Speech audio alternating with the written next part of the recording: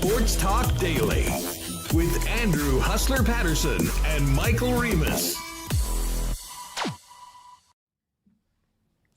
Best of the season to you all, and welcome to one more pre-Christmas edition of Winnipeg Sports Talk Daily. Great to have you all with us. Andrew Paterson soon to be joined by the squad. Michael Remis, Connor Rabchak's going to jump in as well. And we'll have lots to talk about. Mercifully, there was no Jet game last night. They're off today. So we'll talk a little bit more about the Jets at the break. And we will dive into the last road trip. Mike McIntyre, of course, was on the road with the Winnipeg Jets. He will join us around the top of hour 2. And before that, we'll get Craig Button's thoughts on the Jets at the break, as well as the upcoming World Junior Hockey Championships. Before that, a little later on, because of the Christmas schedule, with Christmas being on Thursday, Boxing Day on Friday, we won't have time for our normal edition of WST Winners. So the Christmas party will grow. Pat and Jake from Coolbet are going to jump on after 2:30. We'll take a look at the slate of NFL games this weekend, probably put a couple picks together, and a massive night tonight in the National Hockey League as well. One that's actually starting this afternoon. I've just been informed that the Leafs are playing in the middle of the afternoon.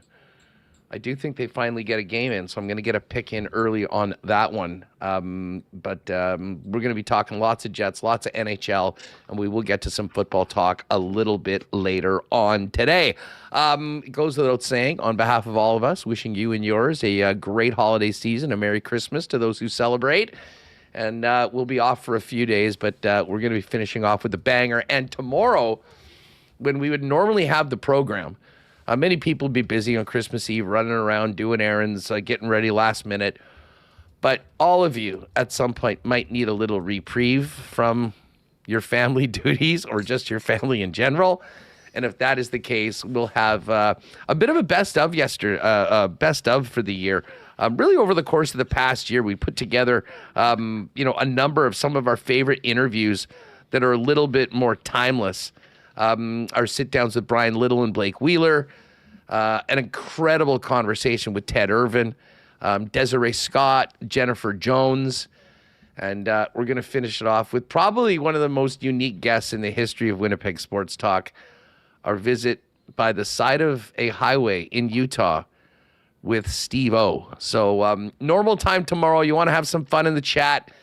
It will premiere at our normal time tomorrow, so there will be a program. It just won't be a live edition like we do today, but the chat will be live, so if you do want to hang out with all your chat friends, we will be there for you. Listen, just before we bring the fellas in, season's greetings and a huge thank you to the sponsors that make WST happen each and every day. Of course, our partners at Coolbet, the great people at Princess Auto, Clean Line, Plumbing, Heating, and Electrical, Chud's Power Sports out in Gimli, Rolly's Transfer, St. Vital Dental Center, Canadian Club, Uptown Alley. I'm going to be heading there with the fellas tonight for a little pre-Christmas throwdown on the lanes. Manitoba Battery, Boston Pizza, Royal Sports, Little Brown Jug.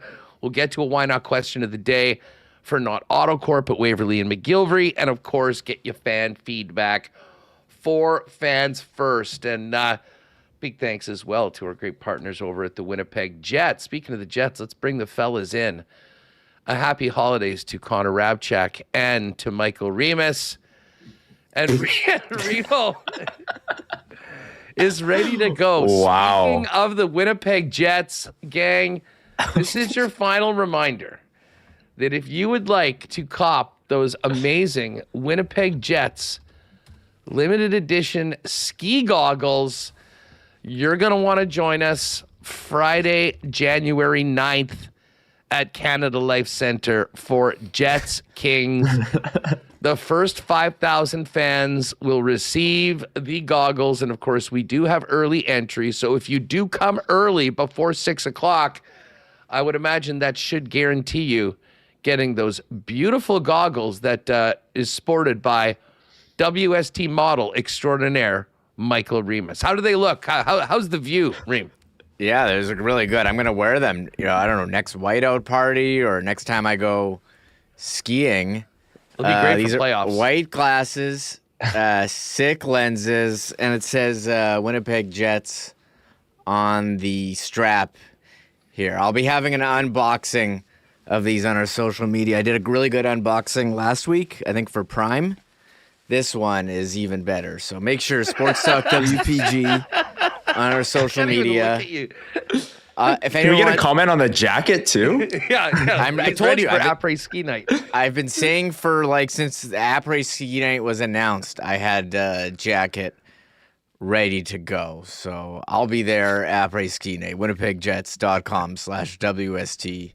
Join us there. Yeah, listen, I mean, I think we all know that the first half of the season, or this point up till now, after, the month of October, has been very tough for Jet fans, and certainly tough for the team as well. We'll dive into that.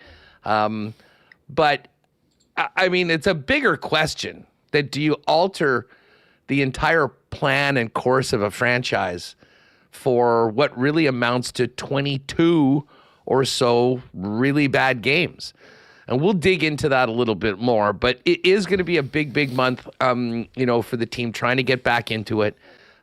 Certainly hope that people haven't lost all faith and are just moving on to next year. That would be very damaging, I think, for the team overall. Yes, jacket from 1992. But hey, it's a Friday night game, January 9th.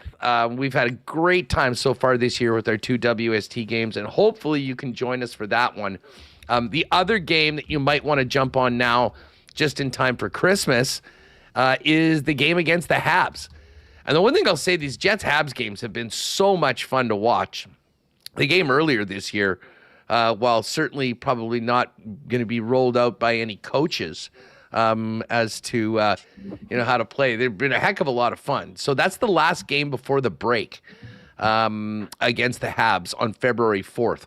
But January 9th is the après-ski night. Again, we'll be able to get in starting at 5:30, which should guarantee anyone that comes in early one of those pairs of goggles. So if you're thinking about a last-minute gift idea or something like that, as Remis mentioned, go to winnipegjets.com/WST, grab your tickets, and join us, what should be a fun Friday night. Connor, what's going on with you? How are you? I'm doing great, Huss. As you can see, I have my Niners hat on. Got a big win last night against Grandpa Rivers on Monday Night Football, who I was nervous there for a little bit. I was like, this would be so embarrassing if 44-year-old Phillip Rivers just diced up the Niners to a win. So happy with that. Happy to not have the Jets playing tonight for a few reasons, but I always like the big slate nights when the Jets aren't playing. Can watch a lot of hockey games at once and all of that. So excited for this week. Excited for the World Juniors. Canada's a big favorite at the tournament. Need them to win back-to-back quarterfinals. Disappointments to the Czechs. So yeah, it's a fun week. Football games are getting important. World Juniors around the corner. Big hockey slate tonight. I'm fired up. Yeah, I'm interested to know in the chat with the World Juniors in the Twin Cities. And I know there's a lot of people that are big-time World Junior people. Anybody making the trip down for planning on getting any games? I know, Connor, you said you might head down at some point, depending on how things work out. I'm always interested to see. I mean, listen, I fully admit, and I've said this for years, I'm not really a huge World Junior guy. Don't get me wrong, I'm going to watch it. But, for a while, it was like this seemed to be like as big as the Olympics. And for me personally, it isn't. If we win, great. If we don't, I don't feel like it's a national failure or anything like that. That will be if we don't win the Olympic gold. I'll tell you that right now. But this is, Connor, I know we were talking about it yesterday with Shane Malloy. This is just such a stacked team. Every forward is a first-round pick, with the exception of Gavin McKenna. 2 really exciting young draft-eligible prospects, including Carson Carrolls from Manitoba on the blue line. And by all accounts, a team that, despite their shortcomings the last couple years, should be poised to win it. And the Canadians would love nothing more than to avenge a couple losses by winning it on the road in, of all places, the U.S. of A. Yeah, that would be so awesome, Huss. I can't help but look at the roster, though, and think Macklin Celebrini and Matthew Schaefer were snubbed, Huss. Those guys should have made the World Junior team. Well, no, actually, they're going to be playing at the Olympics. But they're eligible, still eligible for this tournament. But no, I think why Canada is so loaded this year is because they got some big time loans. They got Zane Parekh from the Flames. They got Michael Misa from the Sharks. Like Misa's going to play top line center. Parech's going to play top pair right D. Like these guys, Brunique from the Penguins, big right shot defenseman. He's going to play top 4 minutes as well. They got the NHL loans this year.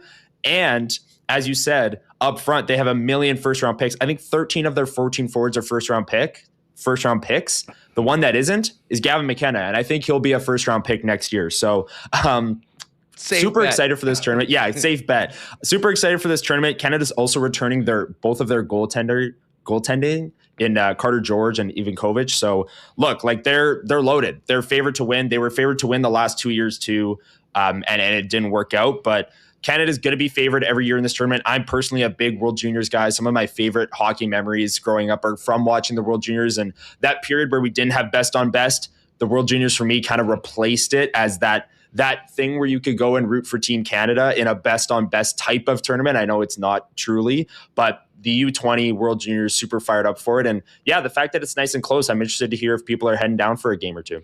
You know, I'm just looking over at CoolBet right now. One of my other favorite holiday traditions is betting on the Spengler Cup and watching it on TSN. So I know Dusty's not calling it this year. He's staying home with the family.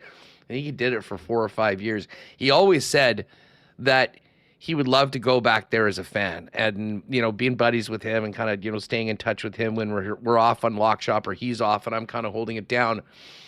I would always check in and he would just everything. He's like, dude, at some point you have to get here. I mean, it is such a incredible place, first of all.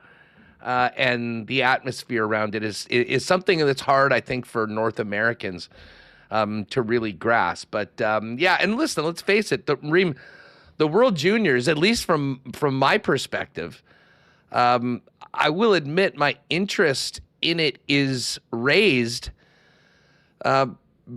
in a big way because of where the local hockey team stands. I mean, the fact of the matter is that we weren't planning on talking very much about draft prospects, but when the Jets are where they are in the standings, you sort of have to accept the fact that, you know, this could be a season that they don't make it back into the playoff race. And at that point, then we are talking about the lottery and the players that are available.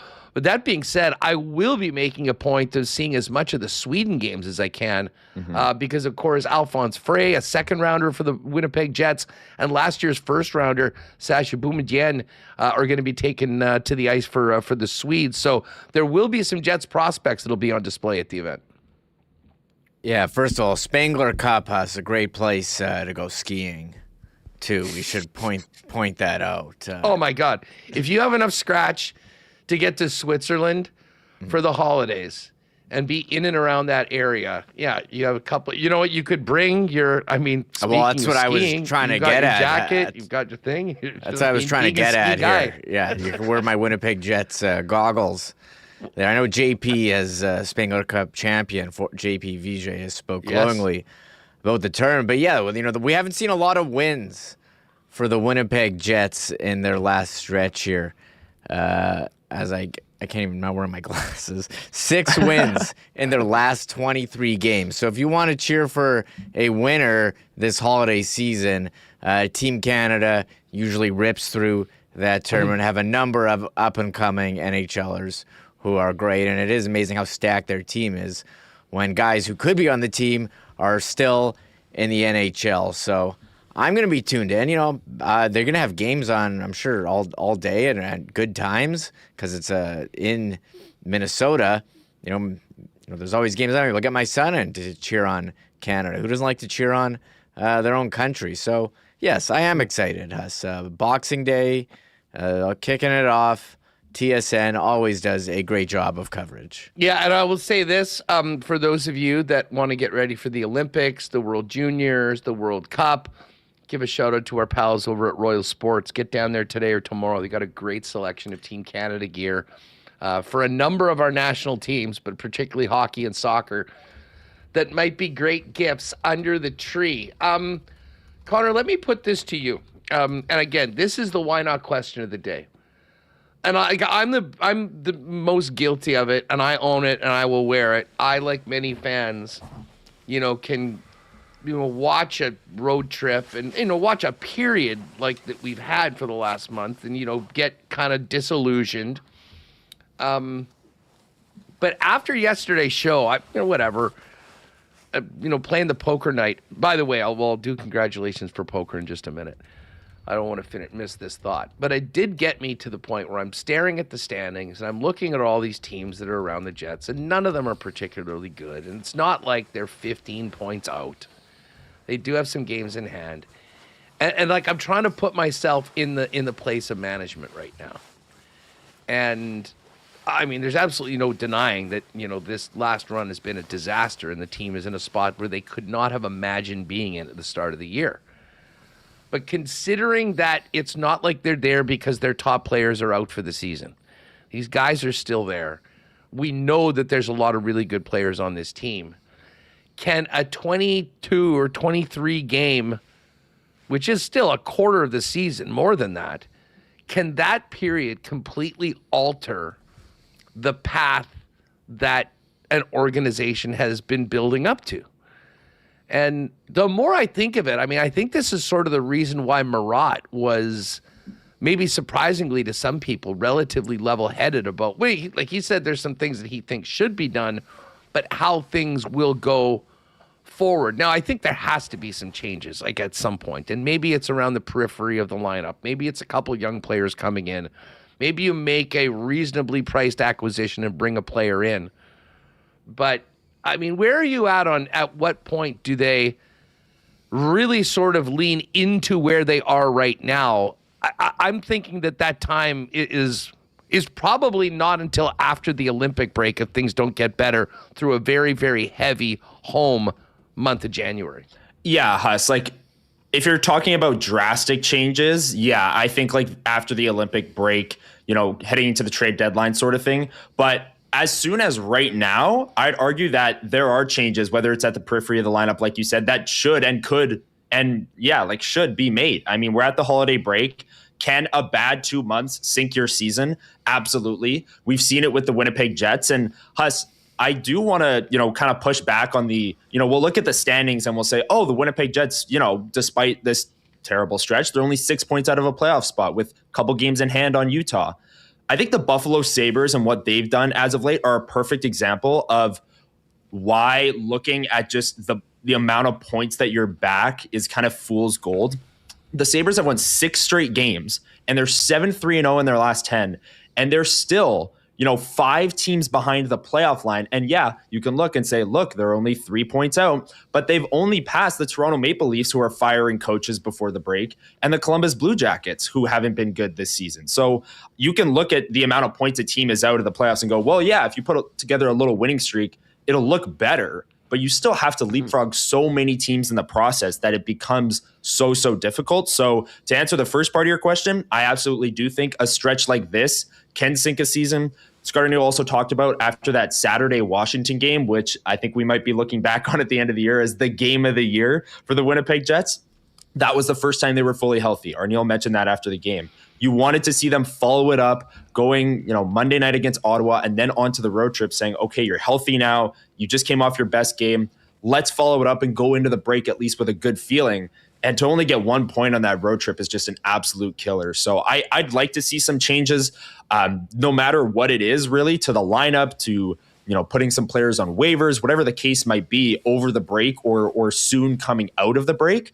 I just don't know if that's something the Winnipeg Jets are going to be doing. I think it's more likely that they would wait till around the Olympic break and into late February, March, like you say, Huss. It's pretty clear, Remis, though, that if the Jets want to have any hope of salvaging this season and make something happen, it can't even wait for January. It's got to start on December 27th at home against the Minnesota Wild and continue on Monday against the Edmonton Oilers next week at Canada Life Center.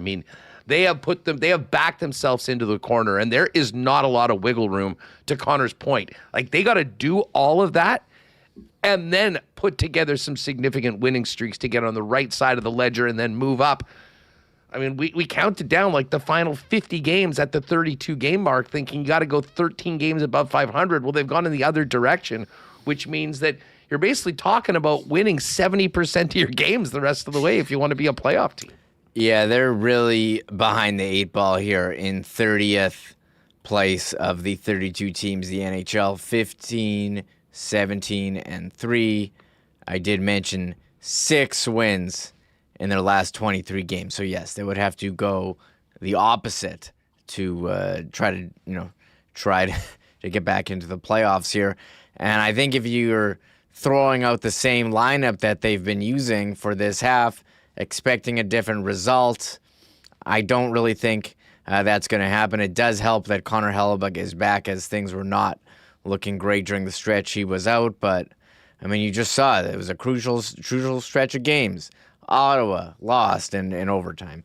St. Louis did not look good. Got really outplayed in the first period. Colorado got up a lead and then kind of let up. The starts have been terrible. The Utah period. Yeah, and I looked it up. Like, it was 8 of the first 35 games here. They've got a penalty in the first 5 minutes of the game. I mean, if you're taking a penalty that early, you're playing slow, you can't keep up. You're taking these stick penalties. I think DeMello had about 4 of those.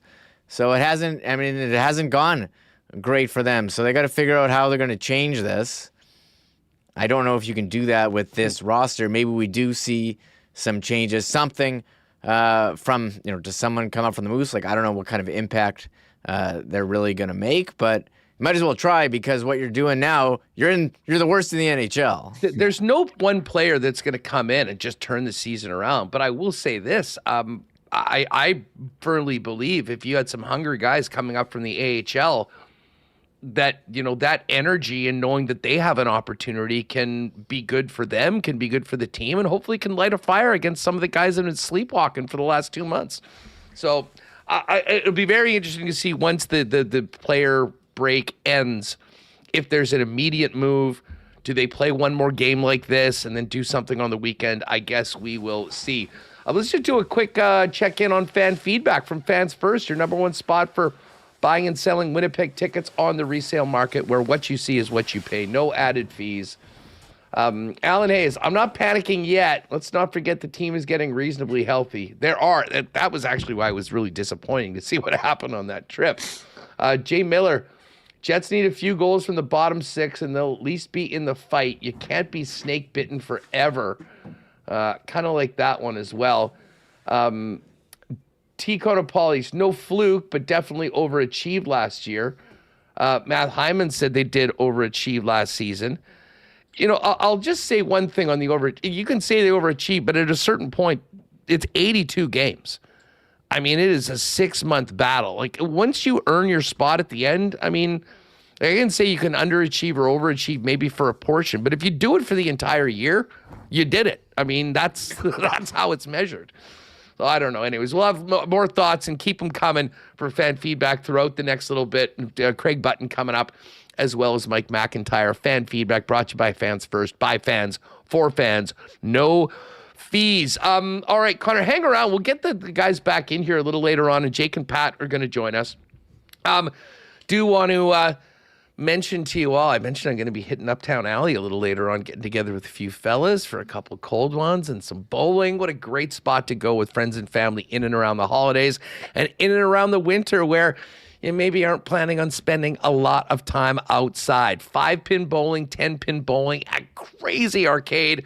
All sorts of cool games where you can win tickets in exchange for great prizes, and amazing food and beverage for you waiting for you at 1301 St. Matthews at Uptown Alley. Incredible spot for birthday parties for kids, teens, and adults, and amazing spots for corporate and group events as well, where they'll take care of everything. Once you decide your activities, your food, your add-ons, they'll take care of the rest of it. And hey, gift cards, another great option. Last-minute gift ideas from Uptown Alley for Christmas. UptownAlley.ca for more information. Get on down there this holiday season and have some fun at Uptown Alley. A big happy holidays to all of you from our friends at Rolly's Transfer, who remind you that if you are making a move in 2026, to lean on Rolly's, the most trusted name in moving in Manitoba for over 60 years. Check out their website at rollies.com, and you can click on request an estimate. Use that promo code WST for a special discount on moving services and moving supplies, and then let them know when and where you're moving and what needs to go. And the friendly staff at Rollies will turn it around quickly with a great quote to give you the white glove treatment and service that they've been famous for with customers in southern Manitoba. Now into their 7th decade. For all your moving needs, make it Rollies.com in 2026. Merry Christmas and Happy New Year to Rollies. Find out more today at Rollies.com. Another big happy holidays to all of you from Dr. Terry and the gang at St. Vital Dental Center. No one really wants a trip to the dentist for Christmas, but if you do have to have one, I guarantee you won't have a better dental experience than at St. Vital Dental Center. They've been serving generations of Manitobans and can take care of clients from 6 months to 99 plus with a full array of dental services. From cleanings and checkups to things like dental implants, they do it all. They've got a beautiful new facility at 167 St. Anne's with convenient free parking right behind the building. They can take care of it all. So if you're looking for a new home for all your dental services in 2026 for you and your family, make it St. Vital Dental Center. Dr. Terry and his wonderful staff wish you a happy holidays, and we'll see you in 2026. You can book online at stvitaldental.ca. And just before we bring in our pal Craig Button for a holiday visit, don't forget, if you are popping by your local Manitoba liquor marts or your beer vendor, limited edition Canadian Club Cranberry Ginger Ale is available right now, but for a limited time. It is a perfect drink to serve and enjoy in and around the holidays. Premixed cocktail in cans. Just crack it and pour it over ice, and you are good to go. Canadian Club Cranberry Ginger Ale for a limited time right now at the holidays. Available in 4-packs at your local Manitoba liquor marts. And we're going to pick up a rack of cold ones at your local beer vendor. Keep your eyes out in the singles. They do have the 473 milliliter cans as well.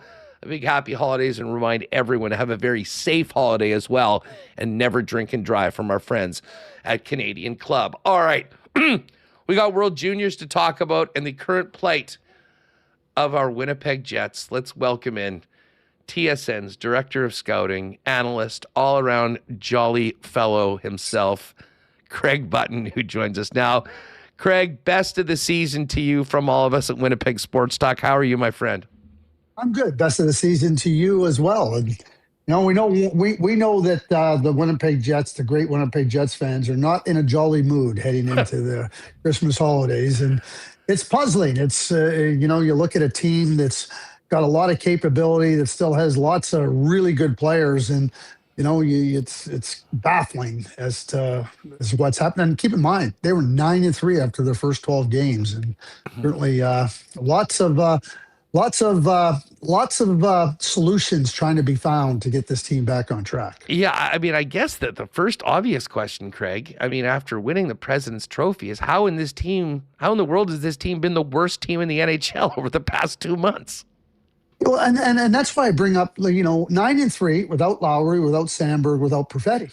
And you think, oh boy, geez, that speaks to their depth. It speaks to how good they are. Speaks to, a team that knows how to win, that knows how to do the right things, play the right way. I can use all the different things. And then, Adam Lowry comes back, and then Sandberg comes back, and then Perfetti comes back. And, Hellebuck went out, and I think that everybody knows that when you're the MVP of your team as a goaltender, that you've done some pretty amazing things. But it wasn't just Hellebuck bailing out a team that wasn't good defensively. They were really good defensively. And right now, we can talk about the scoring. Okay, so scoring is one thing. The defensive play is in the bottom quarter in the league. It's the bottom 25% in the league. And where do the Jets find themselves in the league right now? Bottom 25% of the league, near the bottom of the league. And things, skill, scoring, power play, those types of things can go into funks. But when your defensive play goes into a funk, like the Winnipeg Jets defensive play has gone into a funk, you're going to pay a big price. And that's the price they're paying right now. So, yeah, I think there's areas they got to look to improve. And I think it has to come from outside the organization. But if the defensive play doesn't improve, this team is not going to qualify for the playoffs. Craig, just on that, because it has been the identity of this team the last couple of years. I mean, back-to-back Jennings trophies.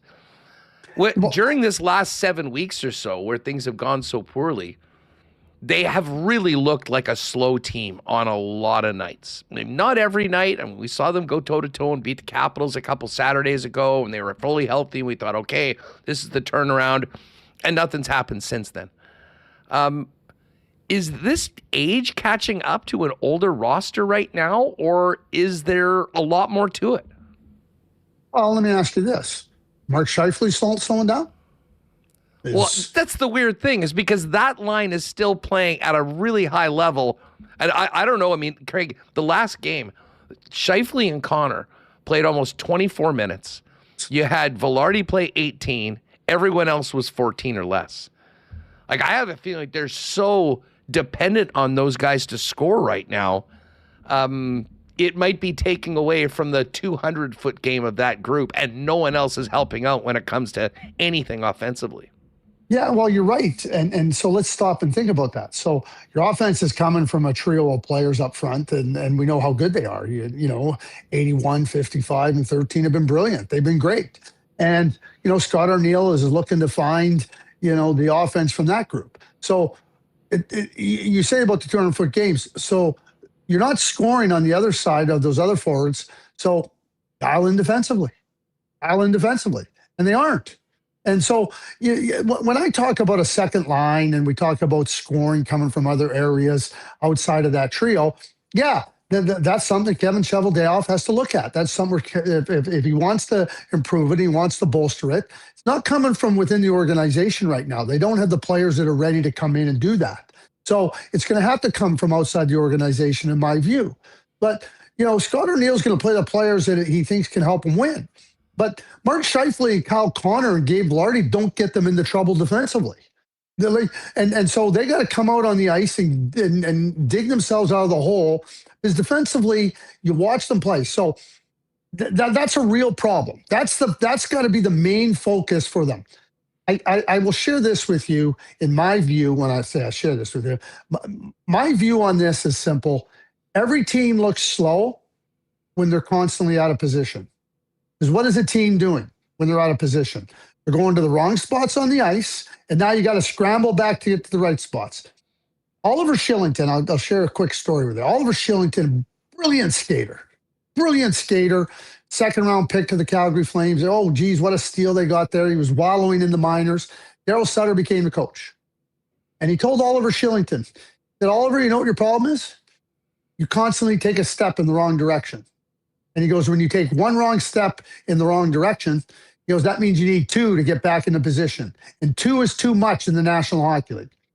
But I would suggest with the Winnipeg Jets, they're taking too many steps in the wrong direction. They're challenging outside the dots. They're challenging below the goal line. In the neutral zone, they're getting outside the dots. They look like a team that doesn't understand positional discipline. And if your positional discipline isn't any good, you're going to look slow, because you're always chasing back to position and you're always late. One step. Shillington was a great skater. One step in the wrong direction.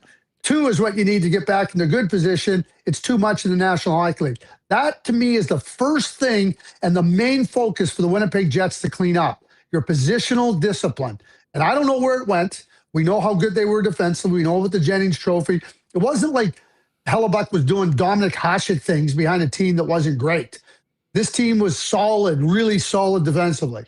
That's gone, and I don't know what's happened. Yeah, you know, it's such a good point in that, I mean, it is not just simply every single guy on the team lost a step or two, which may be the case at some spots, but so often you see the Winnipeg Jets playing, a step behind, and I mean, we're seeing it on the penalty totals. Like the amount of like holding or stick fouls or something when you get behind a play, has haunted this team, Craig, and particularly early in games.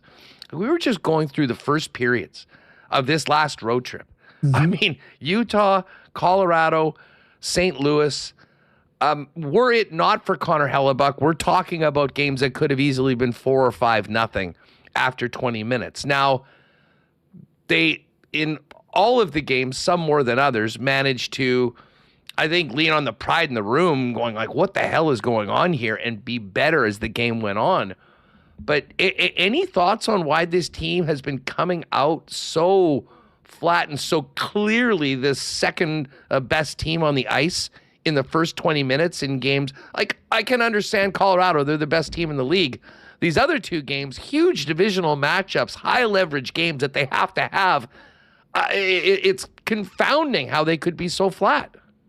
Yeah, and I think that's something that you have to, as a team, as individuals, as leadership, you got to say, hey, listen, we got to be ready. What does it mean by being ready? It means by being smart. We're not going to go out there. We're not going to chase around. We're not. I keep coming back to positional discipline. So why don't we just start with discipline? Discipline in how we're going to play the game. We're not going to put ourselves in vulnerable spots on the ice. So even in the offensive zone, okay, so you get on the wrong side of a guy. We're not putting our stick on him because it's not a scoring chance we're taking away, but now we take a penalty and now they're on the power play. Those types of things you got to get into your mindset and really hone that discipline part of your game. That's the part of it is being ready. Scott Arniel and the coaching staff have to get the team back to how they played when they were so good defensively. Take some of the heat off of Connor Hellebuck, because you're right. In the St. Louis game, that would have been a blowout if it wasn't for Connor Hellebuck. I mean, the chances they were getting. I mean, I don't know if you recall the breakaway by Braden Shen. Philip Broberg has the puck at the hash marks in the defensive zone. All of a sudden, it's a breakaway, and you're going, how did that happen? and again, so line changes. How many times have we seen bad line changes? That's discipline. That's all the disciplines of the game are not strongly in place right now for the Winnipeg Jets. So, Scott Arniel, it's one thing when you're trying to instill a system of team play for the team. Like you're not trying something new. You're saying this is what we do when we're really good. You use the word identity. That has been their identity, a hard team to play against, a team that's going to just wear you down, that's not going to make mistakes, that was comfortable in low-scoring games. They didn't have to get a goal. They were going to say, our chances are going to come, but we're not giving you any. Problem now is they're giving the other team lots of chances, and now they got to go and make up for those chances. So I think for Scott and the coaching staff with this little break here before they come back post-Christmas, there's got to be a real emphasis on, you guys know how to play. And this is what it looks like when you do that. And just the reset, the refresh, and get them back to showing them exactly what did. Because they're not doing those things. And it's not like they're smart players. They're competitive players. They've had success. And now you got to get back to that template. I think it's as simple as that. And it's not simple and it's not easy. But I think with that type of correction, this team can start to get some footing and start to win some more games than they've won in the past 5 weeks, 6 weeks. It was maybe a bit of a merciful bit of luck that the Christmas break started a little early for the Winnipeg Jets, because that team certainly looked like they needed it. We heard it from Coach Arniel afterwards, and I'm sure it won't be the joyous of holiday seasons for all of those. But one guy in particular that I wanted to ask you about is Cole Perfetti, and we've talked about him for years. Very talented young player. There was a lot expected of him this year to build off last season. Now, I think a huge part of it is that he doesn't have Nikolai Ehlers running and driving that line anymore. But, I mean, it's gotten to the point where he had his ass stapled to the bench for the entire third period against Colorado and didn't play much more in the game against Utah.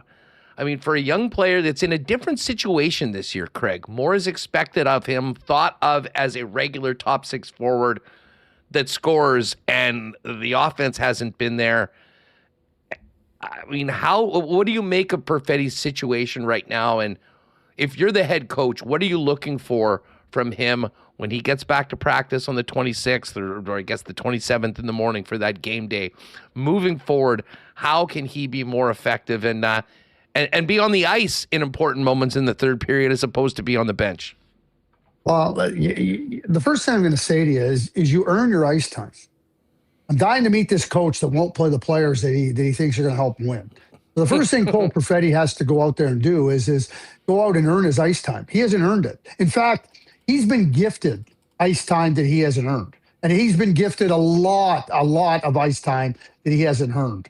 And, yeah, I mean, if you look at the forwards for the in my view, if you look at the forwards for the Winnipeg Jets, he has been by far the weakest link for the forwards. He hasn't given them very much of anything at all.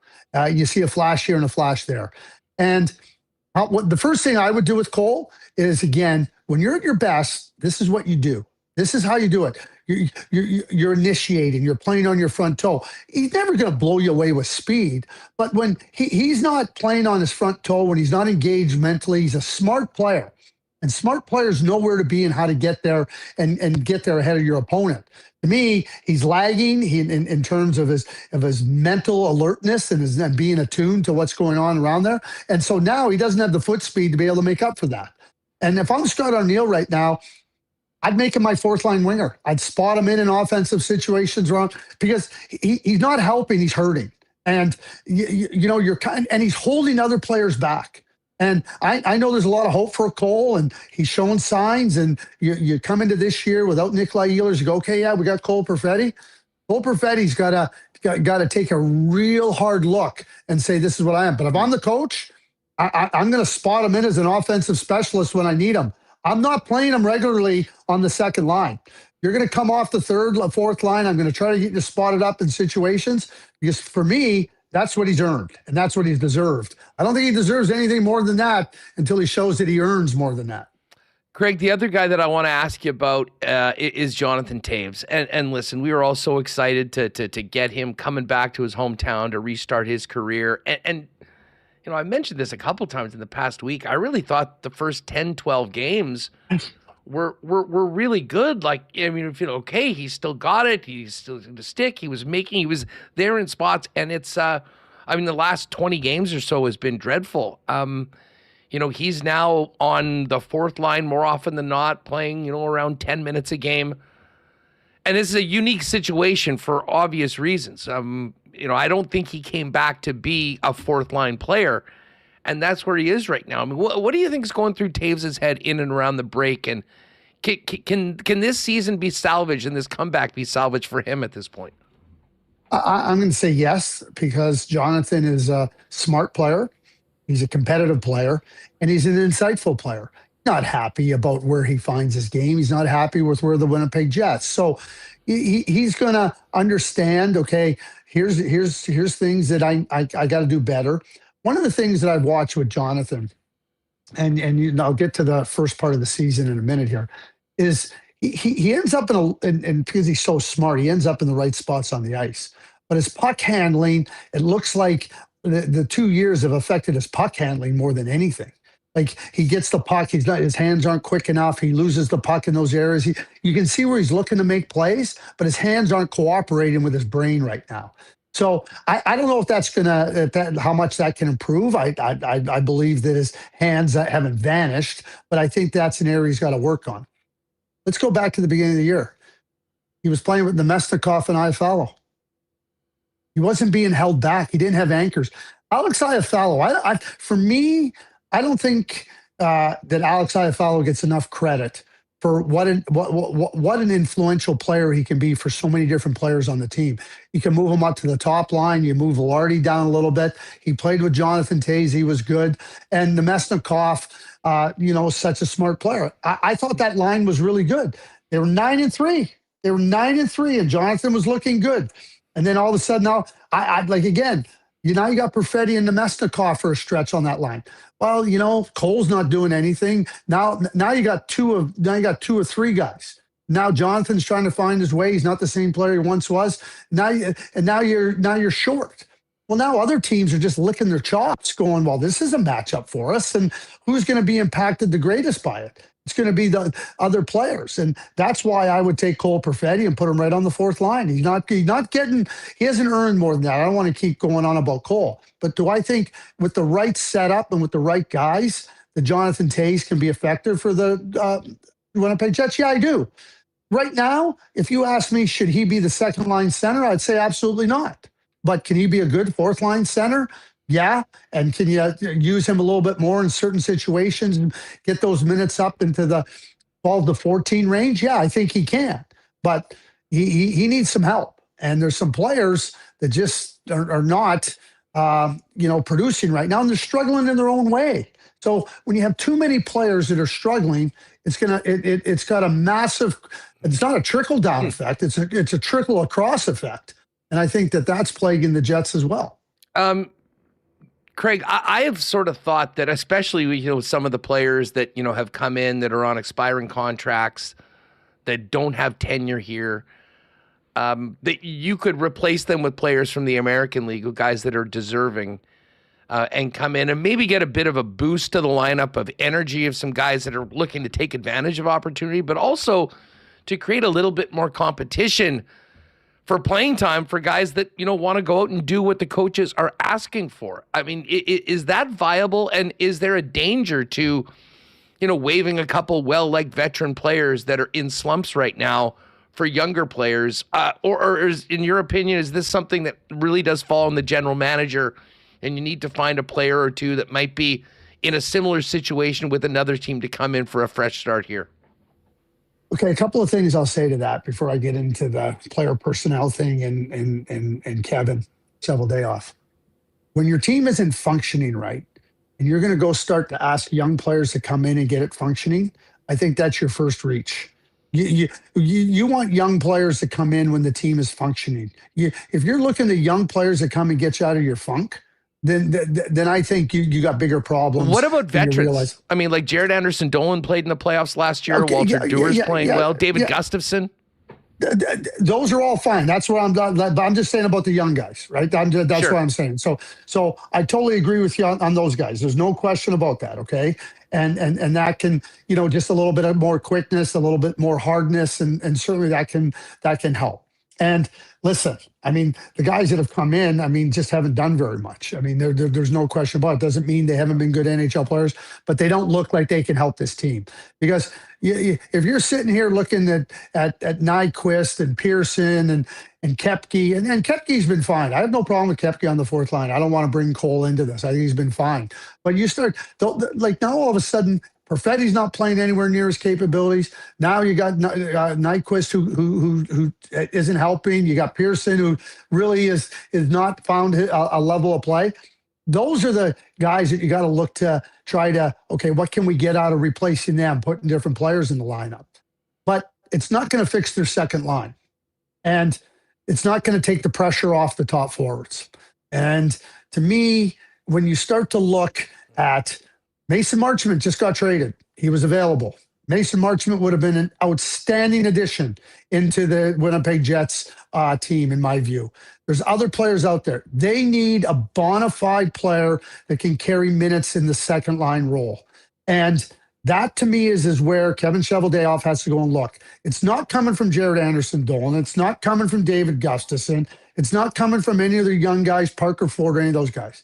It's got to come from outside the organization, or the hole that's there is not going to be closed. And I think that's fully on Kevin Cheveldayoff and the management group to go and do that.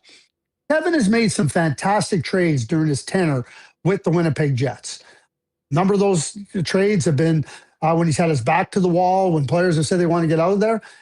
This team has its back to the wall right now. And to me, Kevin has to be aggressive. He has to be somewhat bold, and he has to, because you can't be wasting years of Connor Hellebuck, Josh Morrissey, Mark Scheifele, Kyle Connor, Adam Lowry, Dylan Sandberg. They got all the elements. This idea that this team doesn't have the capable elements, I think they got 13, 14 players.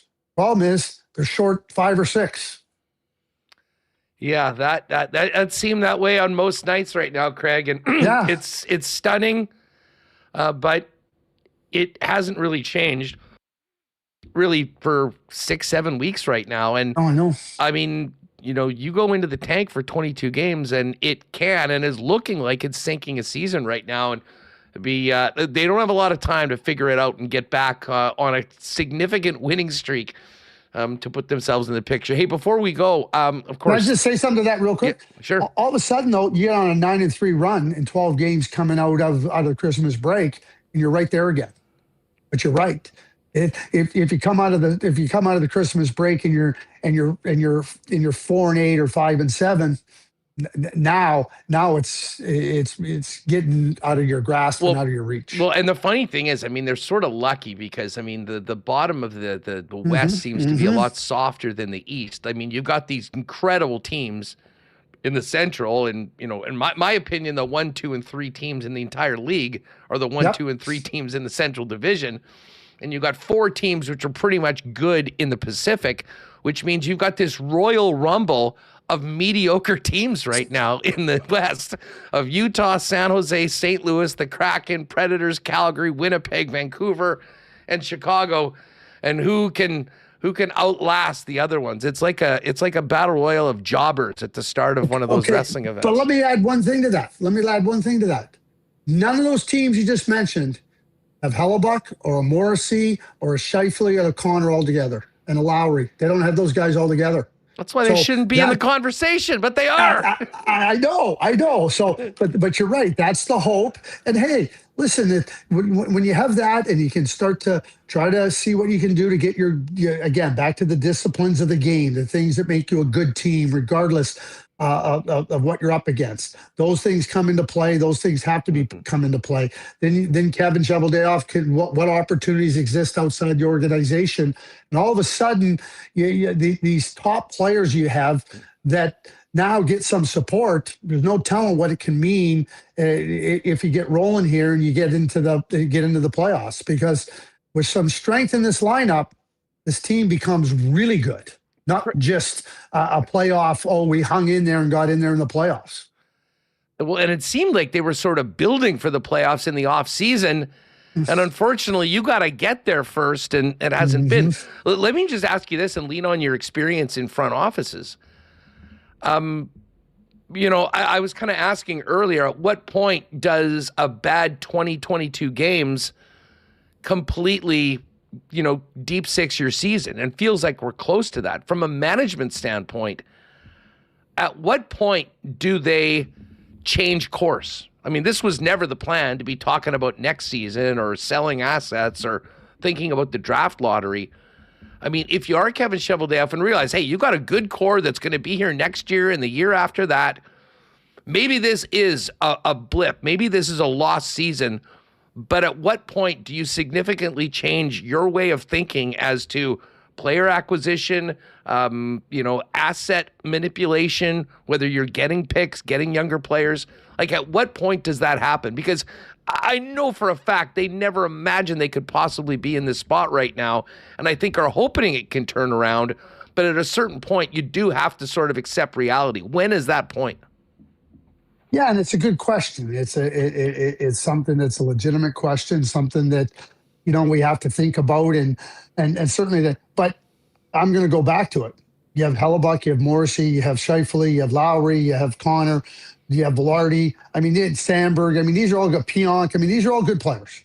So what I would say. So I'm going to give you my rose-colored glasses here. Pittsburgh Penguins made the playoffs in 1989, 88-89 season. They missed the next year, and they ended up picking 5th, and they ended up getting Jaromir Jagr. That would be the upside of having a lottery pick if you're the Winnipeg Jets this year. You don't have to blow it up. You don't have to. I don't think this has to be blown up. I really don't think it does. I still think there's some really good prospects. Sasha Boumedienne is going to be playing in the World Junior for Sweden. I mean, I think the world of Colby Barlow.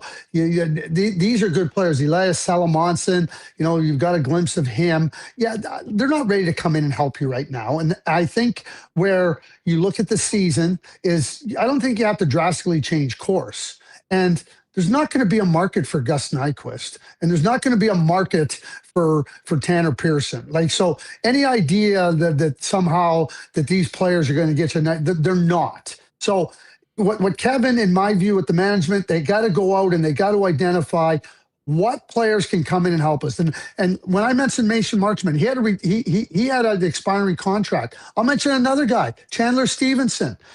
Chandler Stevenson is a good player. Yeah, he's got a longer-term contract. The Jets have cap flexibility. I mentioned those names as Marchment moved, and Chandler Stevenson may move, he may not. But those are the types of things that improve your team. And it's not just for today. They can have some staying power potentially moving forward in the case of a Chandler Stevenson.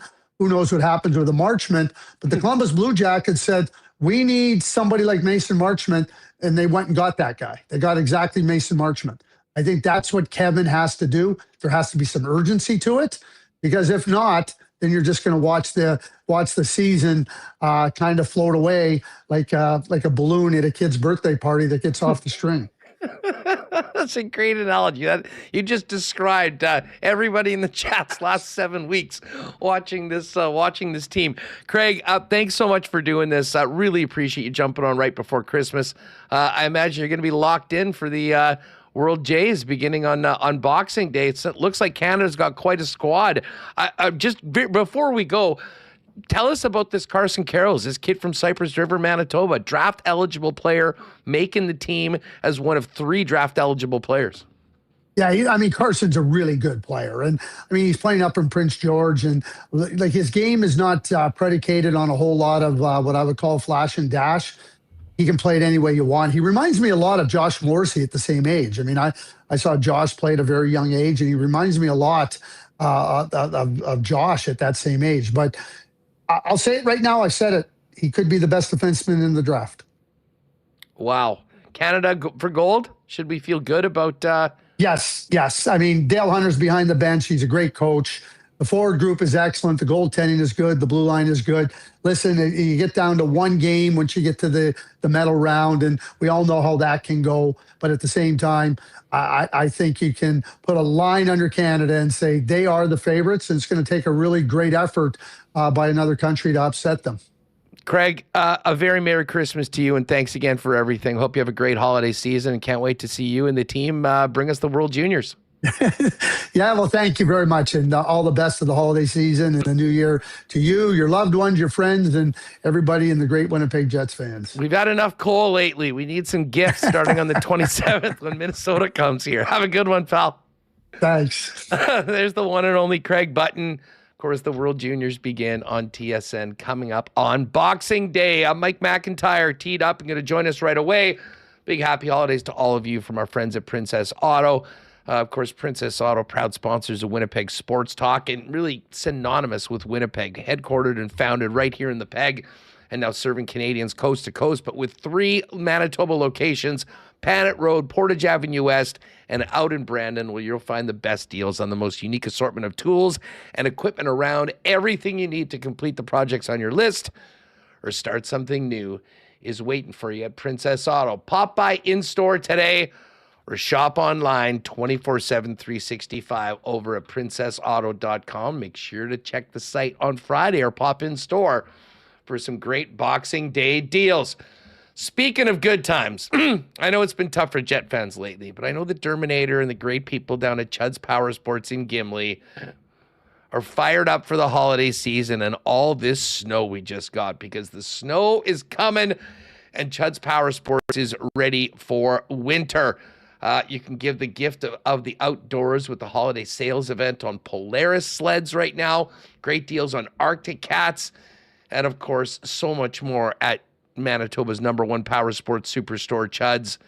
ATVs, UTVs, RVs and ice houses, Argos and Sasquatch vehicles, and so much more. Check out their featured items and clearance items, including a timber sled Riot right now. Man, those look cool.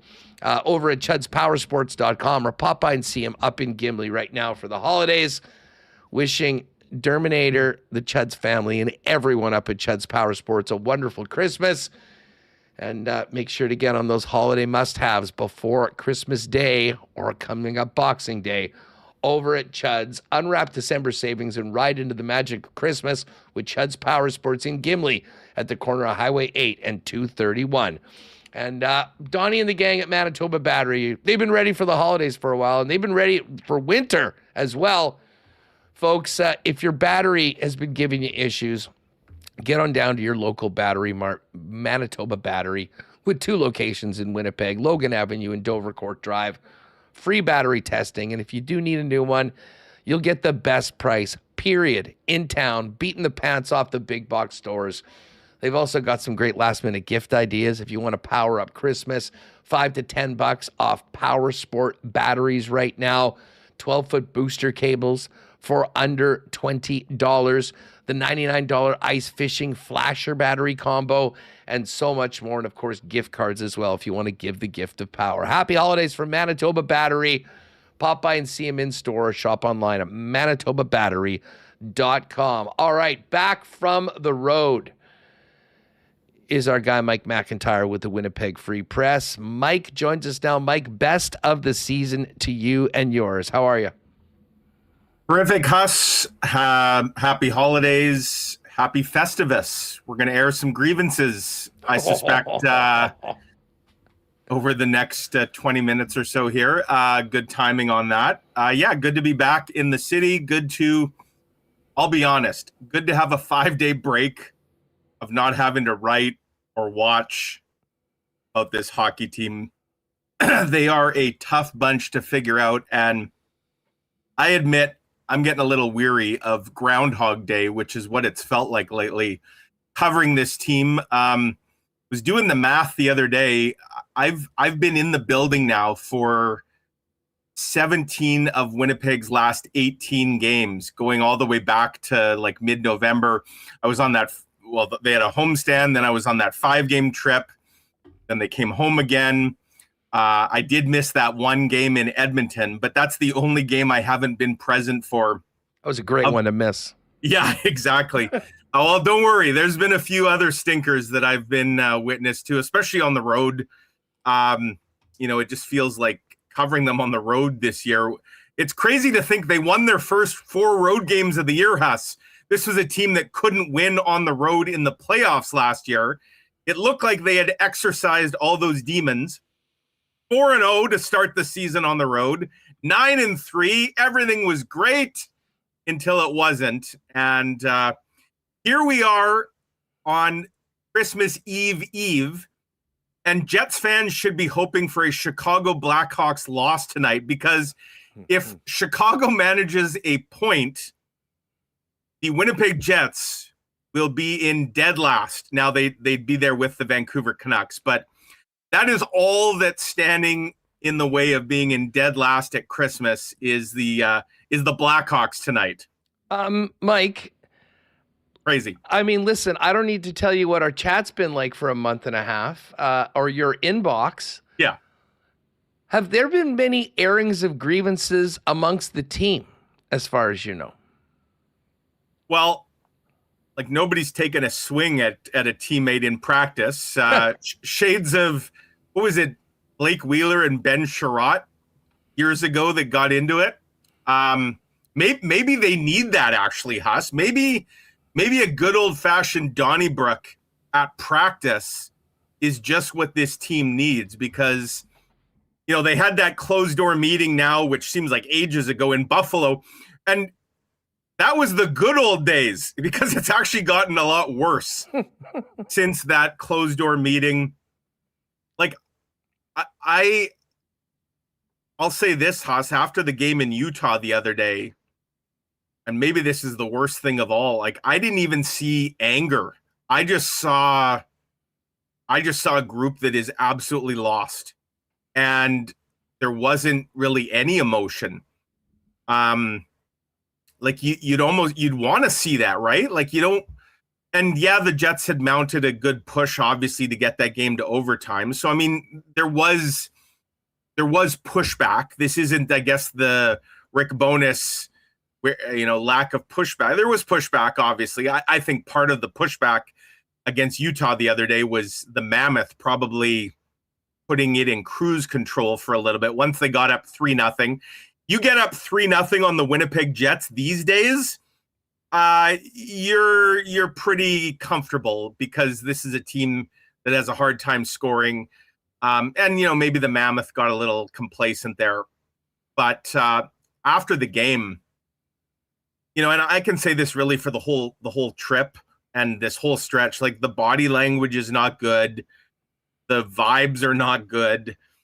And you see, like, it's not just what Scott Arniel was saying, it's how he was saying it. Like, he was practically whispering as he spoke to me the other night in Utah, like the voice just like in hushed tones. And this is a group that seemingly has no answers.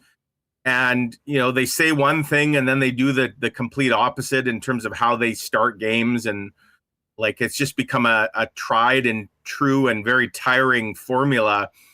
Slow start, take some early penalties, on your heels, under siege.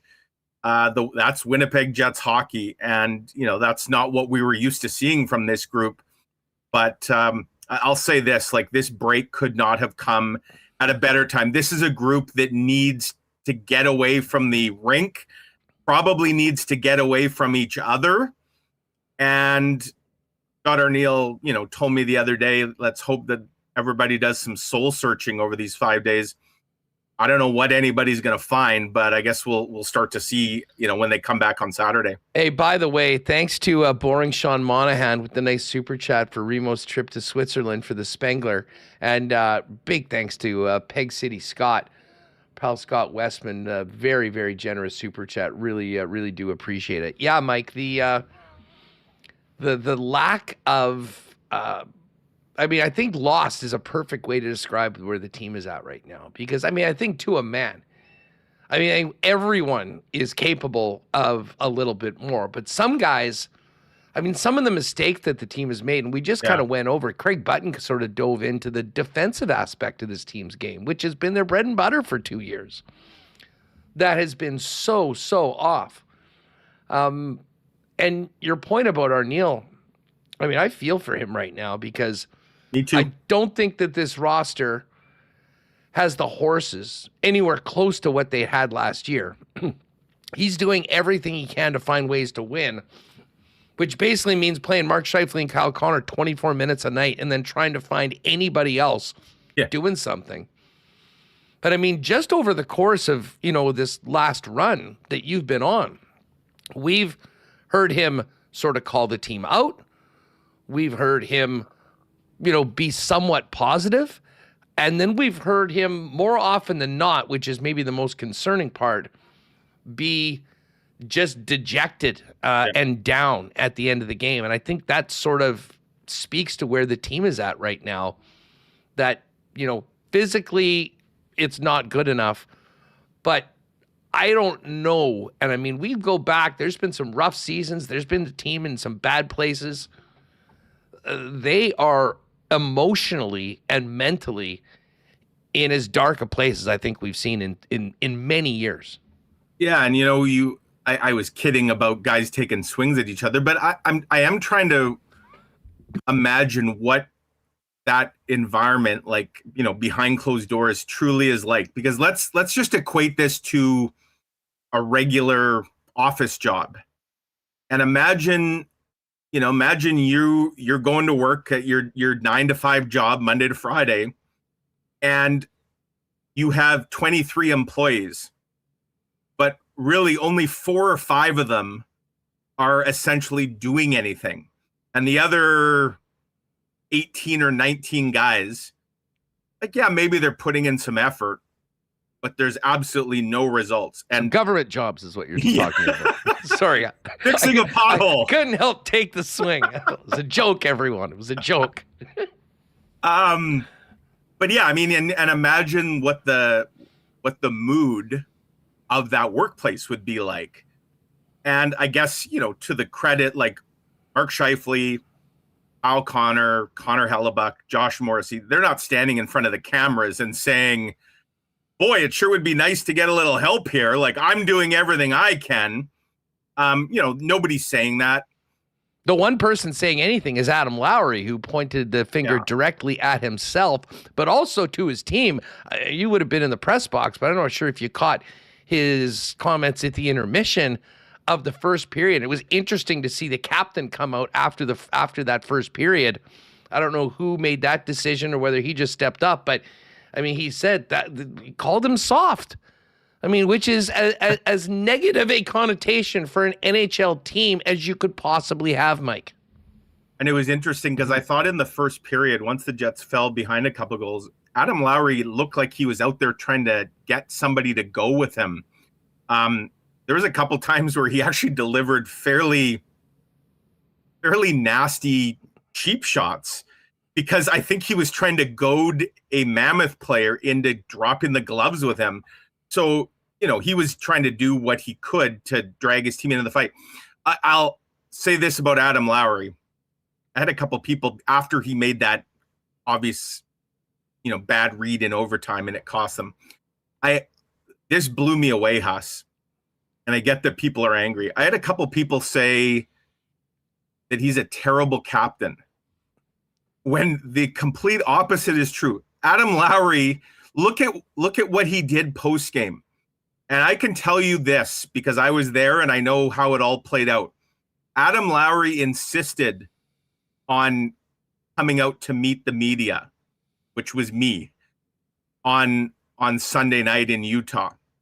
If he didn't want to, he would not have been there. That was like 5 minutes removed from obviously a very tough ending.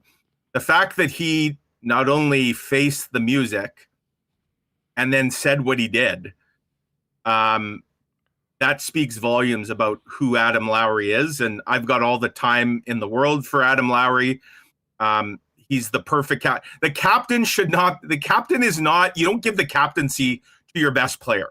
That's not what that is. So people saying, like, honestly, somebody said, take the C away from him after that tough play. Like, are you kidding me? They need more Adam Lowrys in terms of the accountability that's shown. Give an F meter. Right. Was it a bad play? Absolutely. Did he look terrible on it? No question. Was he embarrassed? I'm sure he was. Adam Lowry didn't force himself out there to start overtime. He was doing what the coach told him to do, which was get out there. Did he try and lose the faceoff? Of course not. If he wins the faceoff and the Jets can hold onto the puck for the first 30 seconds, and then presumably the plan was to have the Scheifele, Connor Morrissey trio, like, we've seen that pay off. Now, Scott Arniel also admitted that it backfired. So, there was accountability there. That's one thing I'll say. Like, it's not, nobody's coming out and showing a lack of accountability. But what we are seeing, is just players and coaches seemingly have no answers as to why some of the same mistakes keep happening. And to your original point about Scott Arniel, he made that comment a couple of weeks ago about I can only coach what I have here, which I didn't take that as a shot at Kevin Cheveldayoff per se. I think he's just speaking the truth, which he can only coach the guys he has there. And that's why, I think when we come out of this break, he's got to be given some additional players to coach.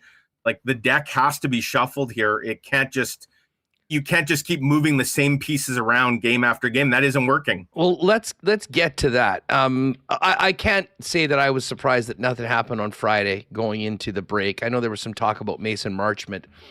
I did, for what it's worth. I was listening to, the fan hockey show earlier, and they said that the Leafs made a play for Marchment as well.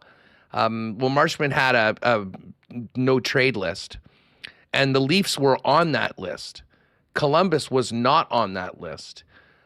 You can deduct whether you think Winnipeg would be on it or not, but part of the reason why I believe the list was made was that he signed in Dallas in a no-tax state. When they traded him to Washington, which was a similar situation. And needless to say, if it has anything to do with taxation, take the weather and everything out, Winnipeg isn't high on that list. So, you have limited options right now when it comes to acquiring from outside of the organization. You have some options within that we've talked about for a while that, might freshen things up, get some competition in the lineup from the Moose. How quickly do you think there is any change to this roster coming up? Will it happen right after the break? Will they play a few games?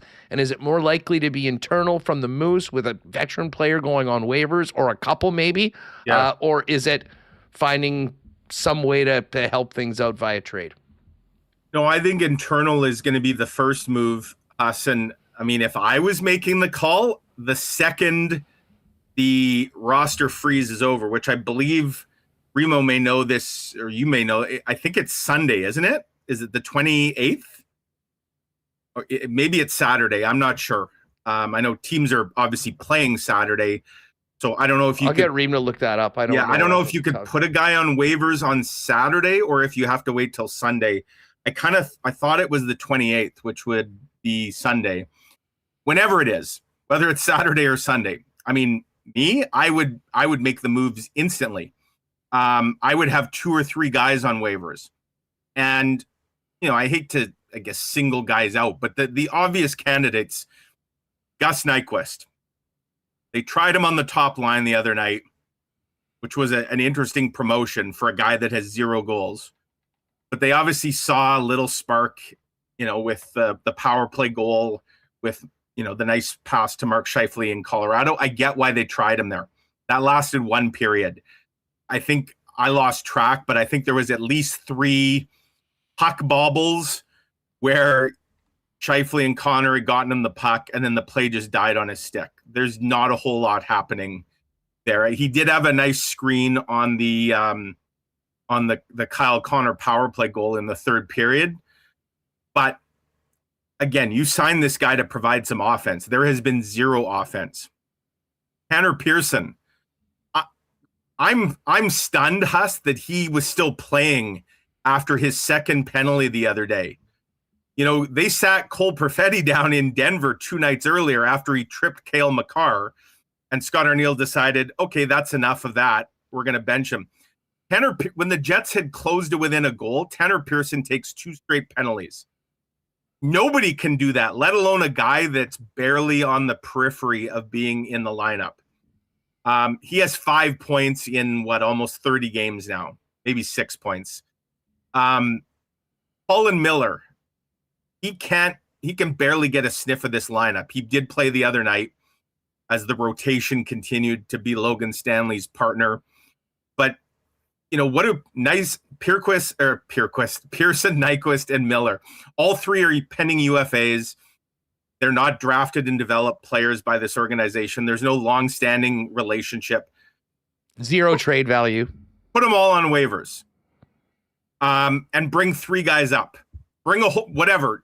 And you go down the list. Bring your best line up from the Moose. If you want some continuity, rather than just picking 3 players, bring your best line. Like, I know the way the Moose, and they've been doing it, it's hard to actually tell what their top line is. They have 4 pretty balanced lines, but pick one. Bring a whole forward line up and make them your 4th line on Saturday if you can.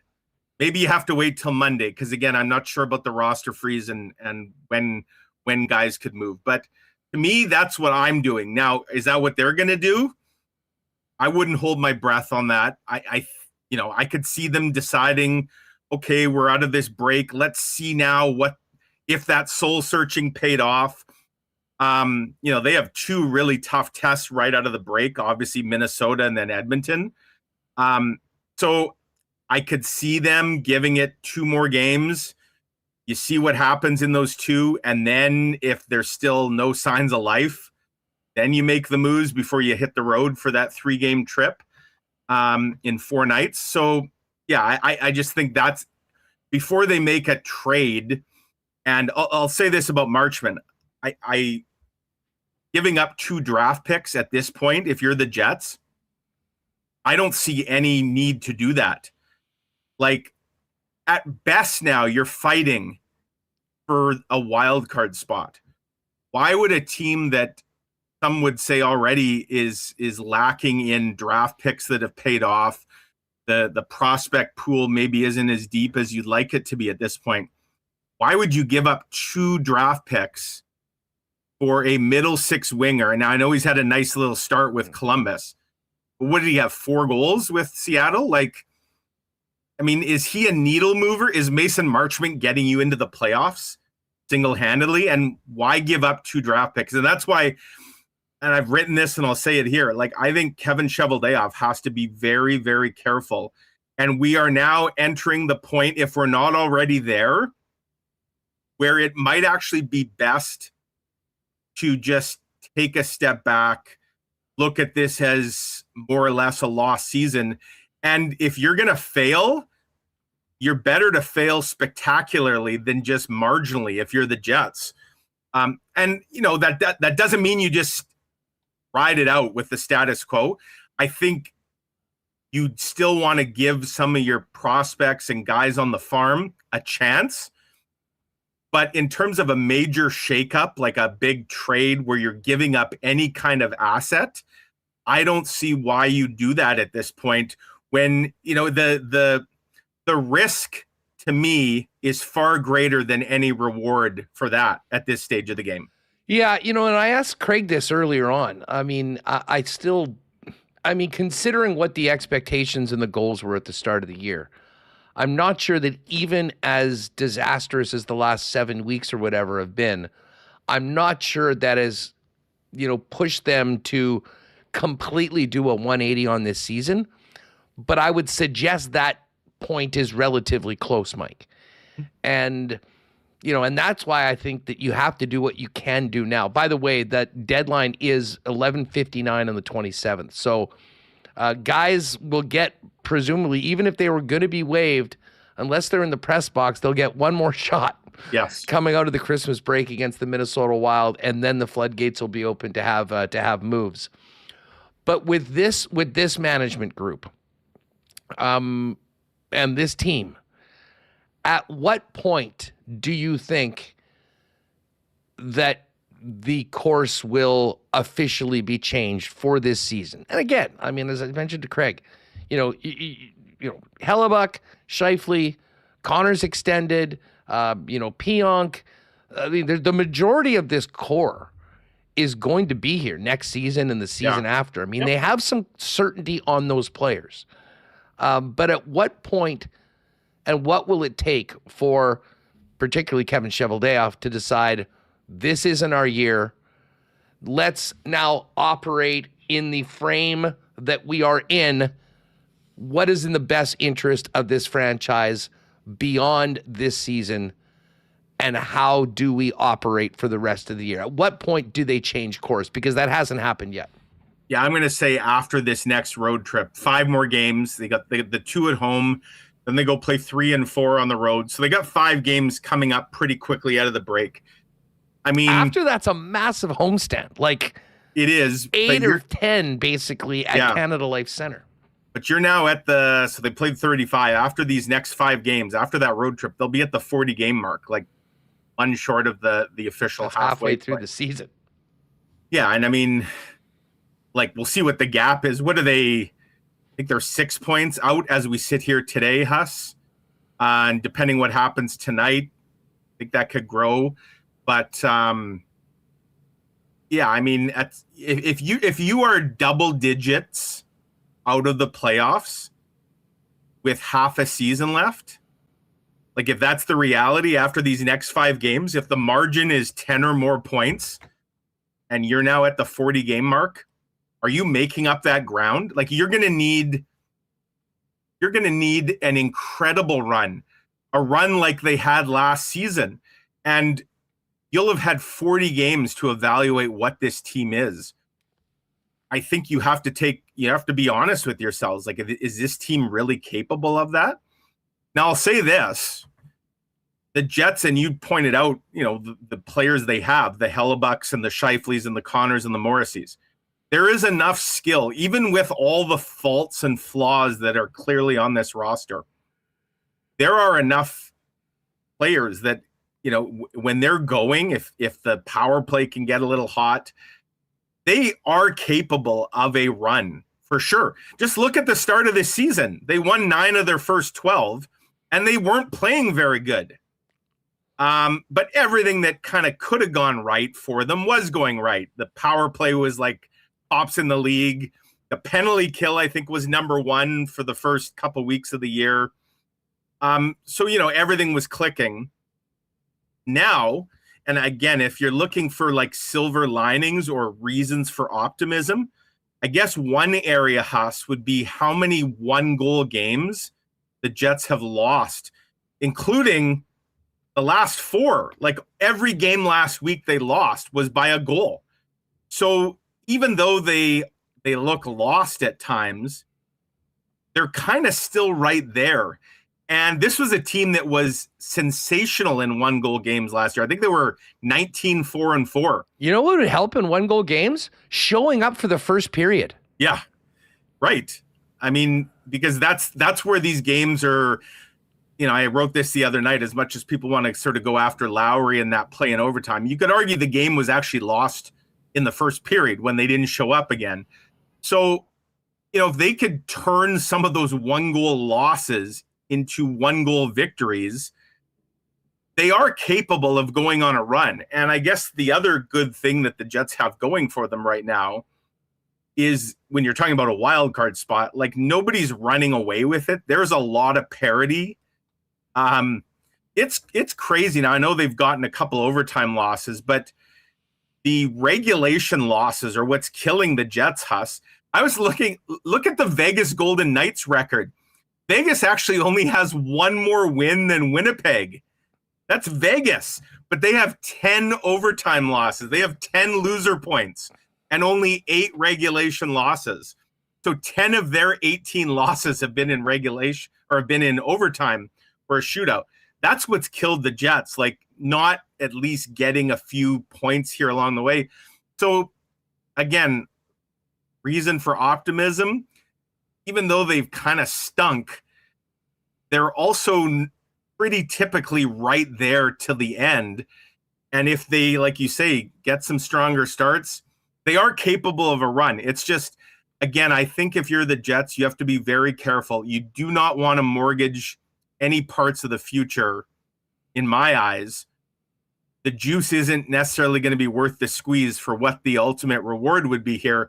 But yeah, I mean, nobody's going to wave the white flag, Huss. Absolutely not. Not when you've promised guys like Hellebuck and Scheifele and Connor and Morrissey that you're gonna go for it. So there will be no surrender from the Jets, but a change in philosophy, cutting ties with a few guys that clearly have not worked out, promoting from within. I think that's the course that we're going to see taken.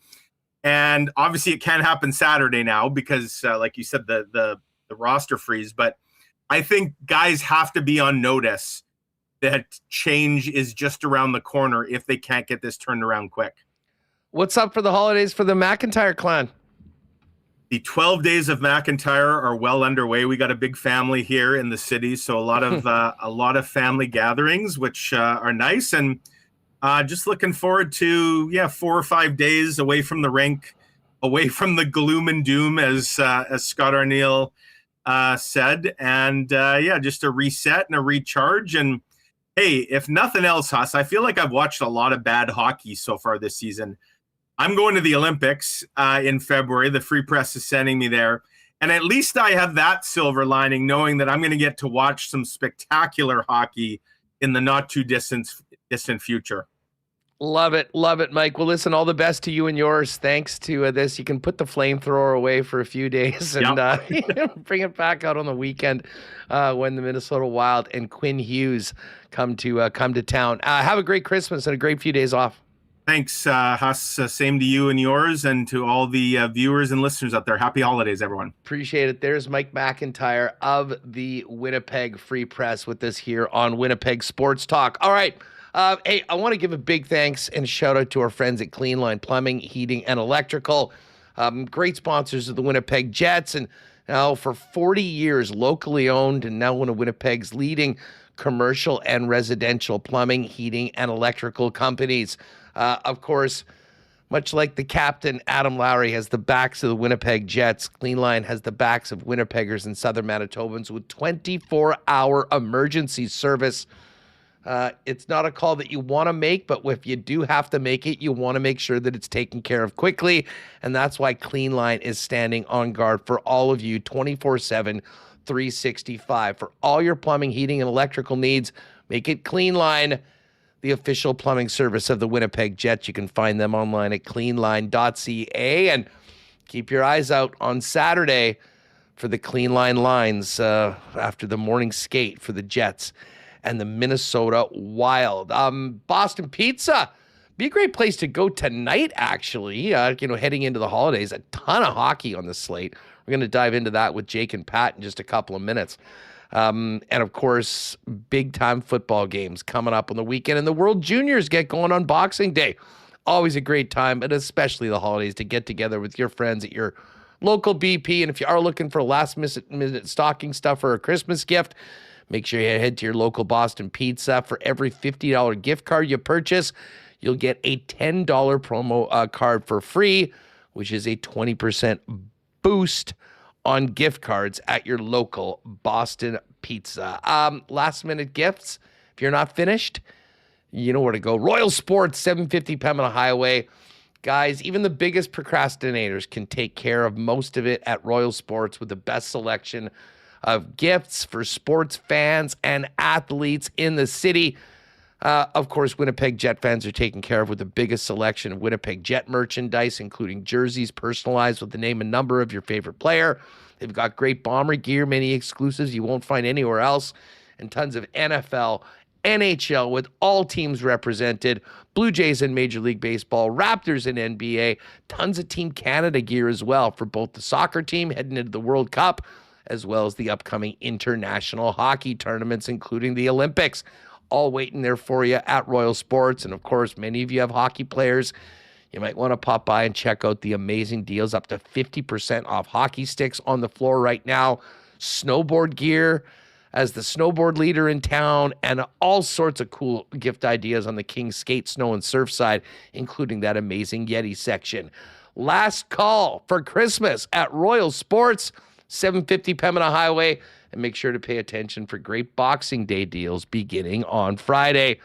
Make sure to follow them on Instagram at Royal Sports Winnipeg for the latest merchandise drops and sale information. And again, Royal Sports is at 750 Pembina Highway. All right, let's get festive here and give a big holiday cheers to our friends at Winnipeg's favorite local brewery, Little Brown Jug. You train day in and day out, learning new techniques, approaching new concepts, and living out the thrill of achieving your goals. Building a craft beer is no different. While you spend your hours on the ice, we spend ours here, brewing our trademark beer. Again, and again. Here's to pushing the status quo and challenging ourselves to build something memorable. 1919 by Little Brown Jug.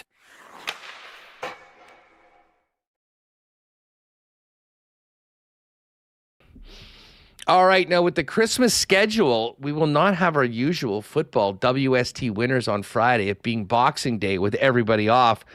So one more time before Christmas, I want to get Pat and Jake in here to chop it up. We got a huge slate of games today in the National Hockey League. And, of course, a big slate of games, some meaningful, some not so much on the weekend in the NFL and the college football playoff as well. But, hey, a big thanks to everyone that joined us yesterday for our second of 3 qualifiers for the Costa Rica trip at the end of the month to the Costa Rica Poker Festival.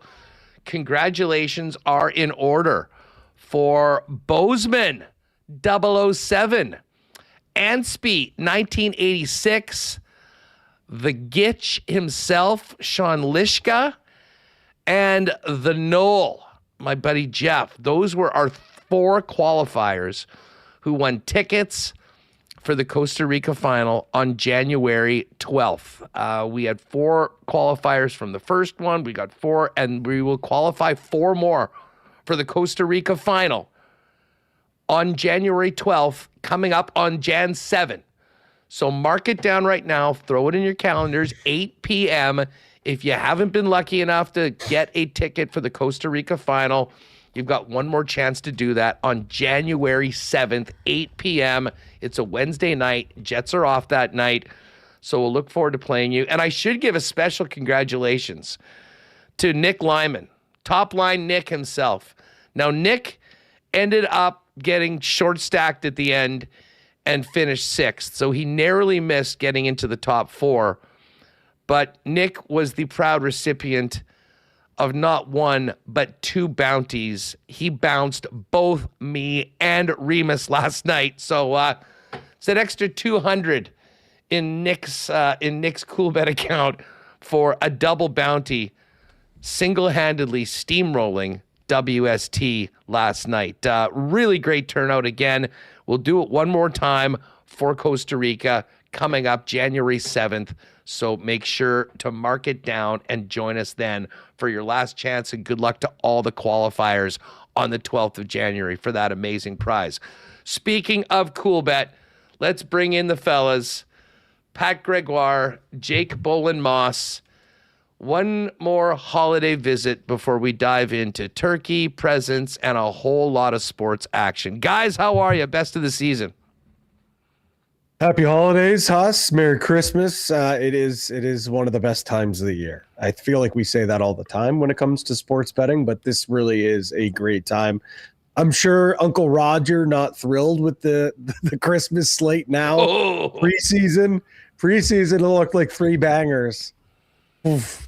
Now it's not looking great, but hey, it doesn't matter. They don't have to be good games to bet on the thing, and it's going to make the games more interesting with a little extra cash. Wait till I tell you about the game that I'm most looking forward to on the weekend slate in the National Football League. We'll get to that in a minute. Jakey, what's going on? How are you?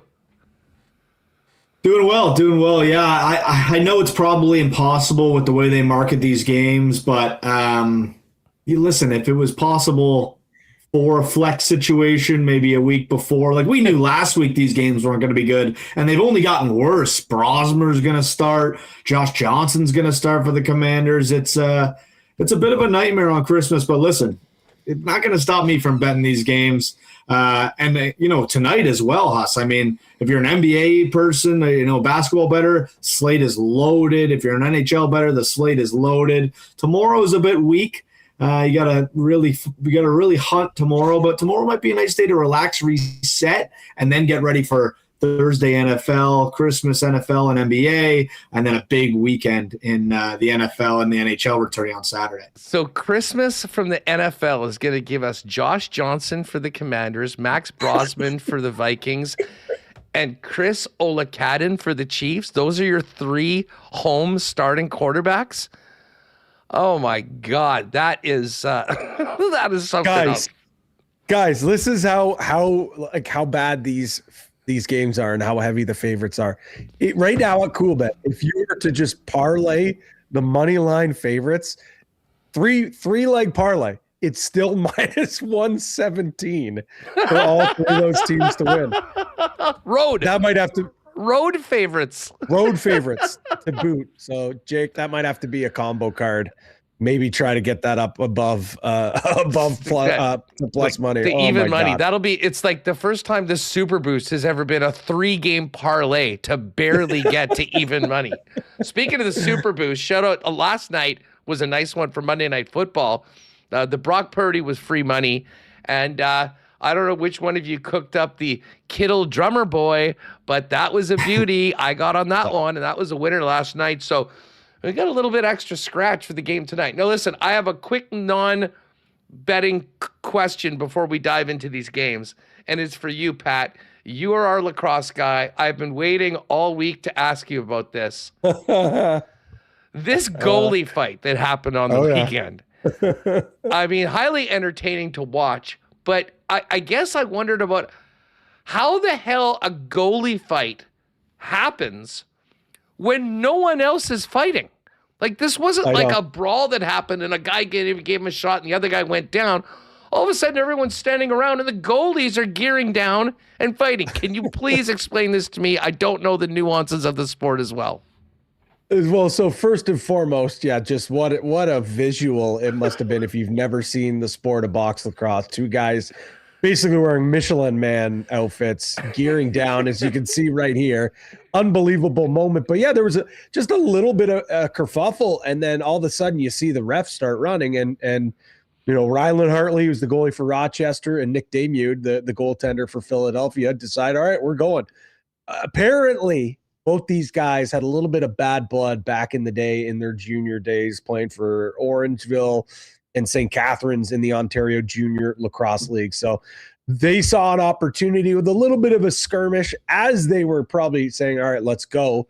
Everything and cooler heads prevailed. But I guess there was just a little bit of an excuse there to drop the flippers, to drop the uppers, and have 2 goalies go toe-to-toe.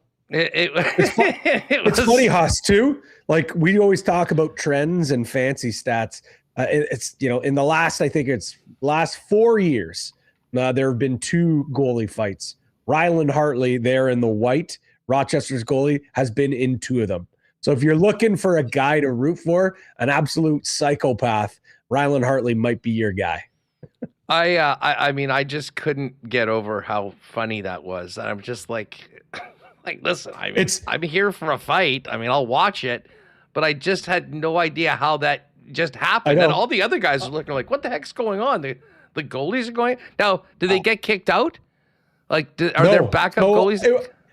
So they would have had to serve. They would have served their 5. And they gave them 5 and 10. So there's less than 10 minutes, anyways. But if that was to happen, that would have been the situation. But no, they get kicked out of the game just because the time there. But yeah, it's so funny. Some of the tweets. The best one I think I saw out there was, who would have thought this weekend that the best fight would have come from a box lacrosse game in the NLL, not Jake Paul, Anthony Joshua, or any of the other combat sports that were going on.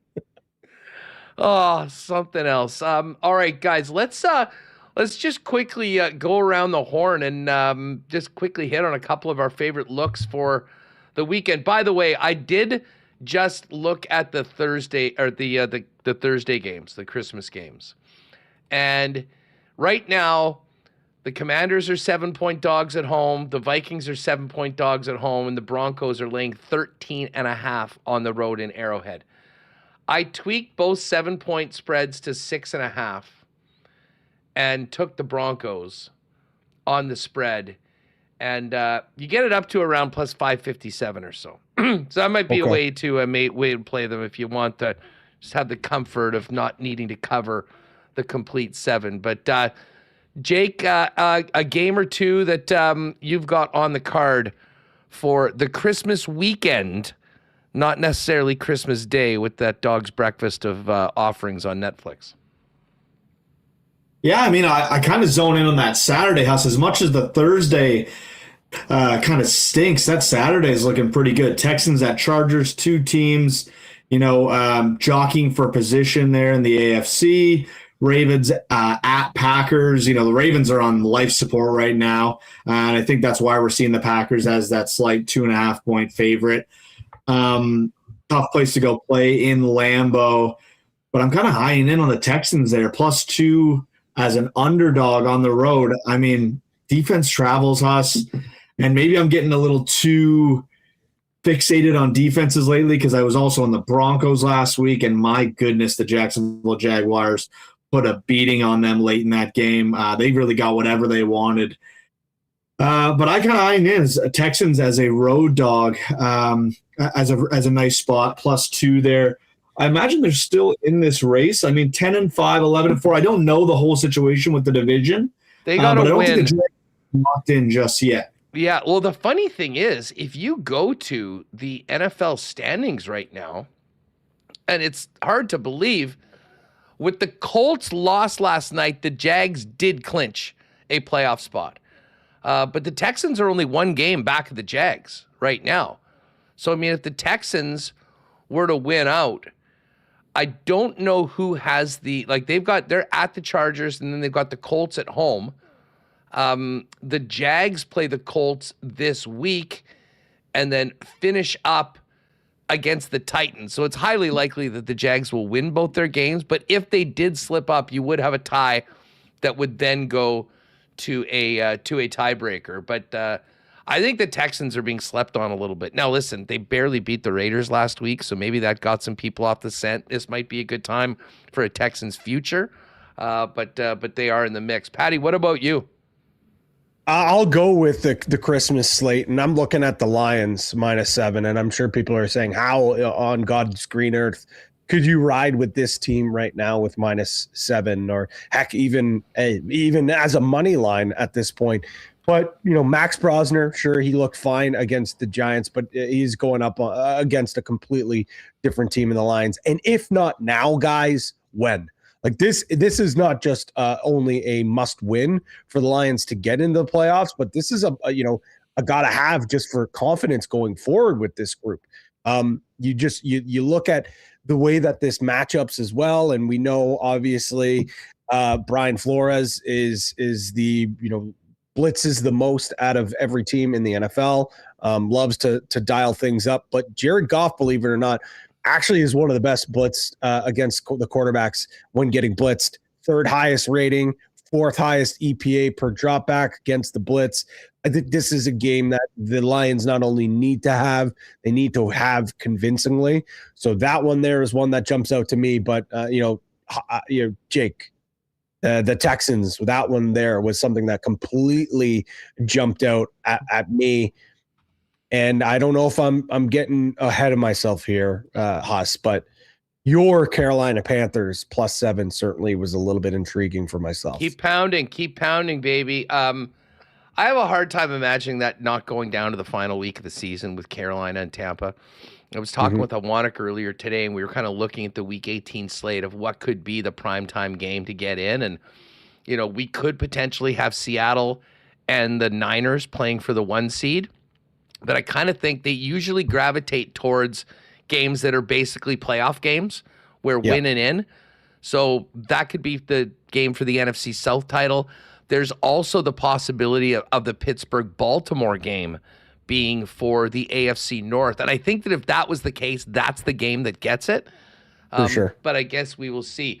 Well, speaking of that, I like the Bucks in this game. And now, the Bucks have not looked great for the last month or so, but they get to stay in Florida. They go to Miami to take on the Dolphins, who have just thrown in the towel. They just gave up 45 on the weekend to the Bengals.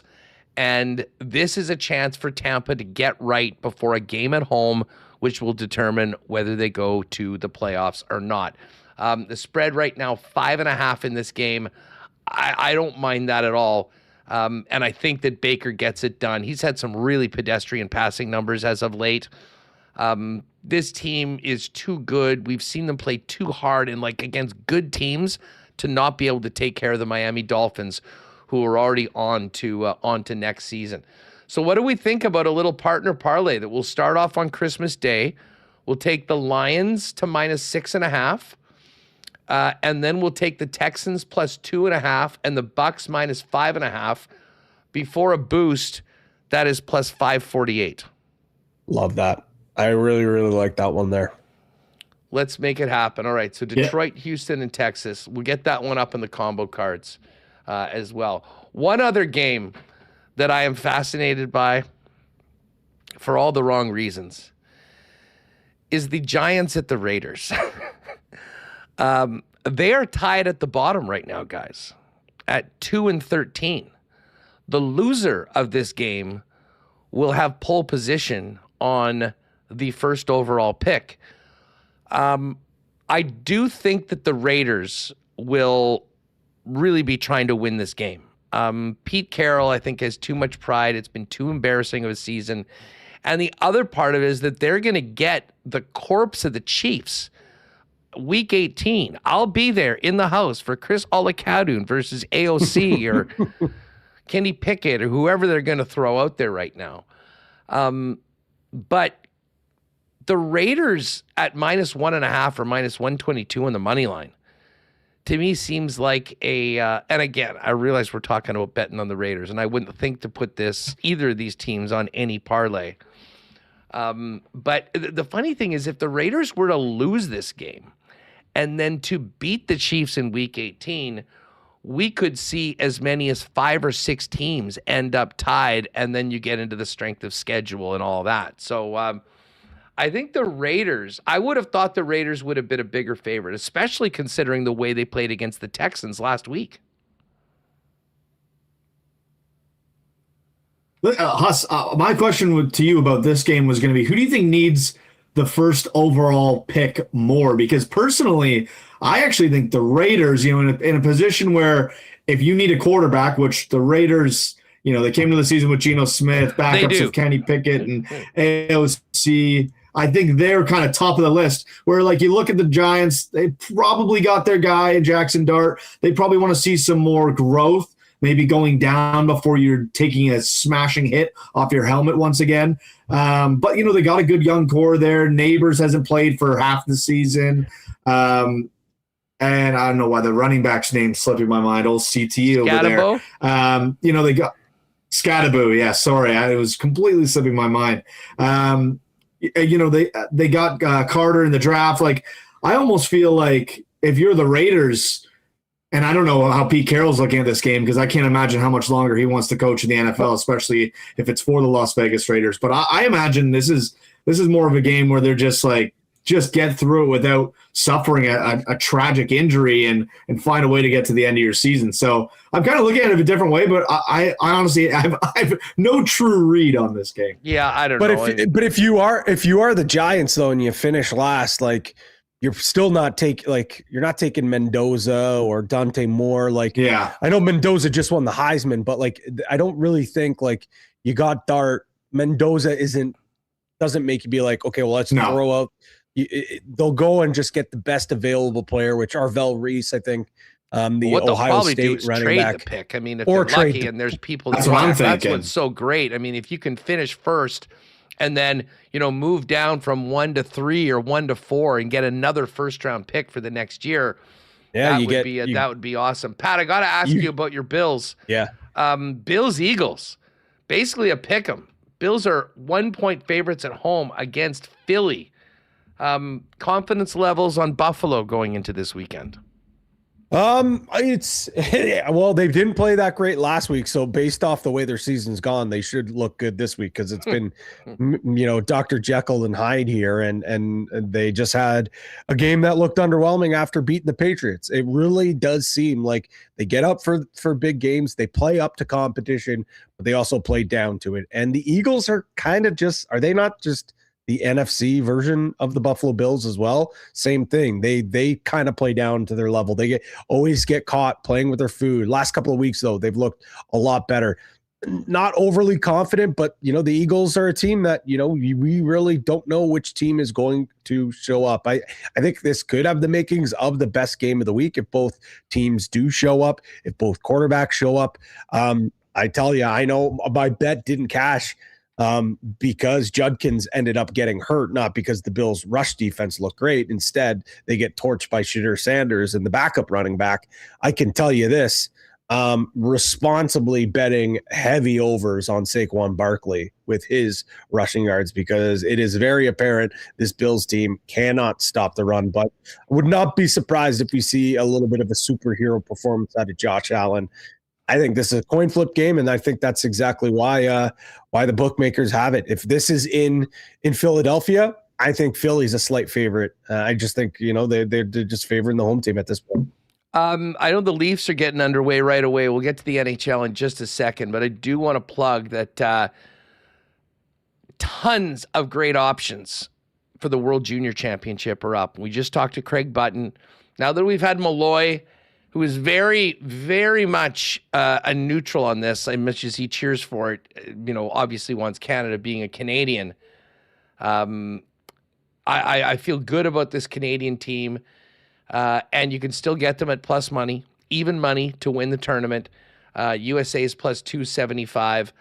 Based on what Shane had for us yesterday, I think there's some value in the Finns getting into the top 3 at plus 190. By all accounts, it's a crapshoot between the Swedes, Czechs, and Finns after Canada and the U.S. And Finland at plus 190, I think makes a little bit of sense, although we might want to cheer for Sweden and follow their games with the Jets 2 draft picks on that. But they've just thrown out player specials. Now, we won't go through all of this, but you can bet the top goal scorer in the tournament. You can bet Canada's top goal scorer. Michael Misa of the Sharks is the short number on both of those. If you're wondering about Gavin McKenna, 12-1 for the top in the tournament. He's 4-1 to be Canada's top goal scorer. And then you got over-unders on so many different players for goals in the tournament and much more. There's also top point scorers.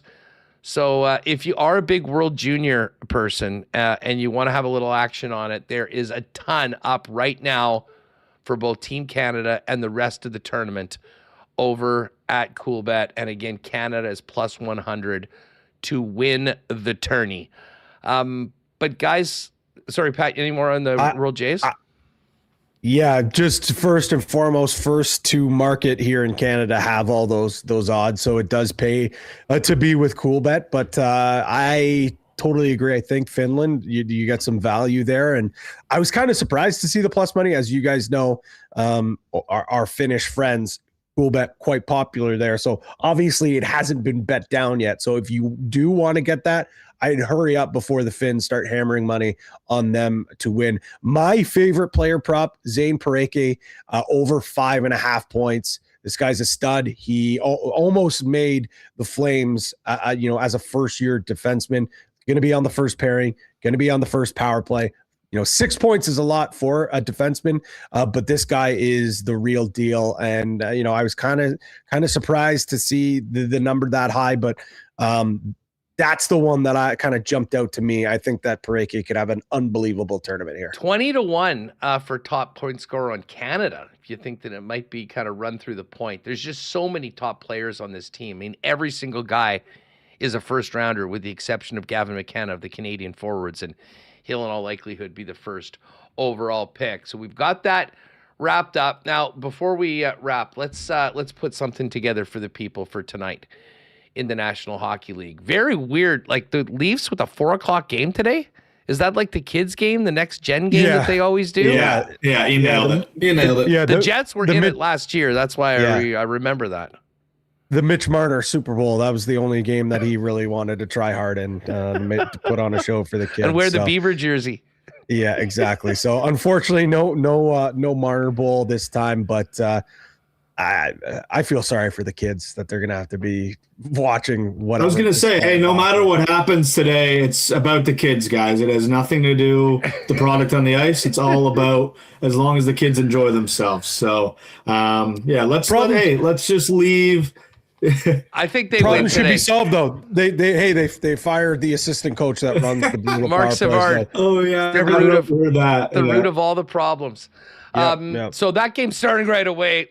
Leafs minus 135 against the Pittsburgh Penguins. If you want to get on that, I don't know. Would there be a big tribute video for Kyle Dubas or something like that? Speaking of the kids, so we've got Dallas and Detroit. Dallas at minus 125. Habs are in Boston. Boston's a short minus 122 favorite. Panthers Hurricanes. Panthers just got pumped by the St. Louis Blues 6-2. Sometimes I do think these teams that are at home on the last game before Christmas sometimes are a little vulnerable maybe to an off night. Carolina minus 141. Jersey in New York to take on the Islanders. Jack Hughes rolling around with Tate McRae back in the lineup. Yeah. Maybe we look at some point prospects. Who's got it better than Jack? Nobody. Buffalo, winners of 6 in a row in Ottawa to take on the Sens. Got to admit, I don't mind myself a little bit of Sabres right now. Rangers Caps plus 135 for New York. Washington minus 159. The Wild minus 175 at home. I'm staring at that puck line tonight. They finally lost after getting Quinn Hughes. I have a feeling they get back into it, and the Preds have already checked out, although they've been better lately. Philly at Chicago. Philly minus 122.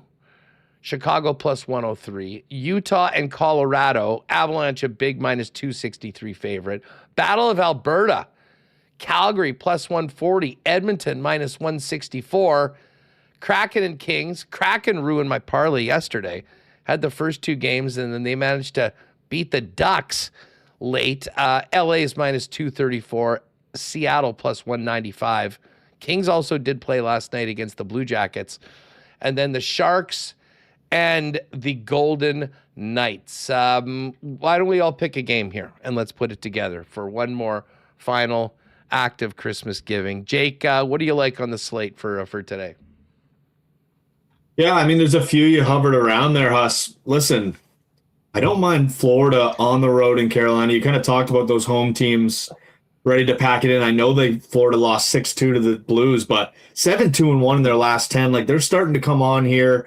And they kind of need to. Actually, the line just moved from plus 120 to plus 118.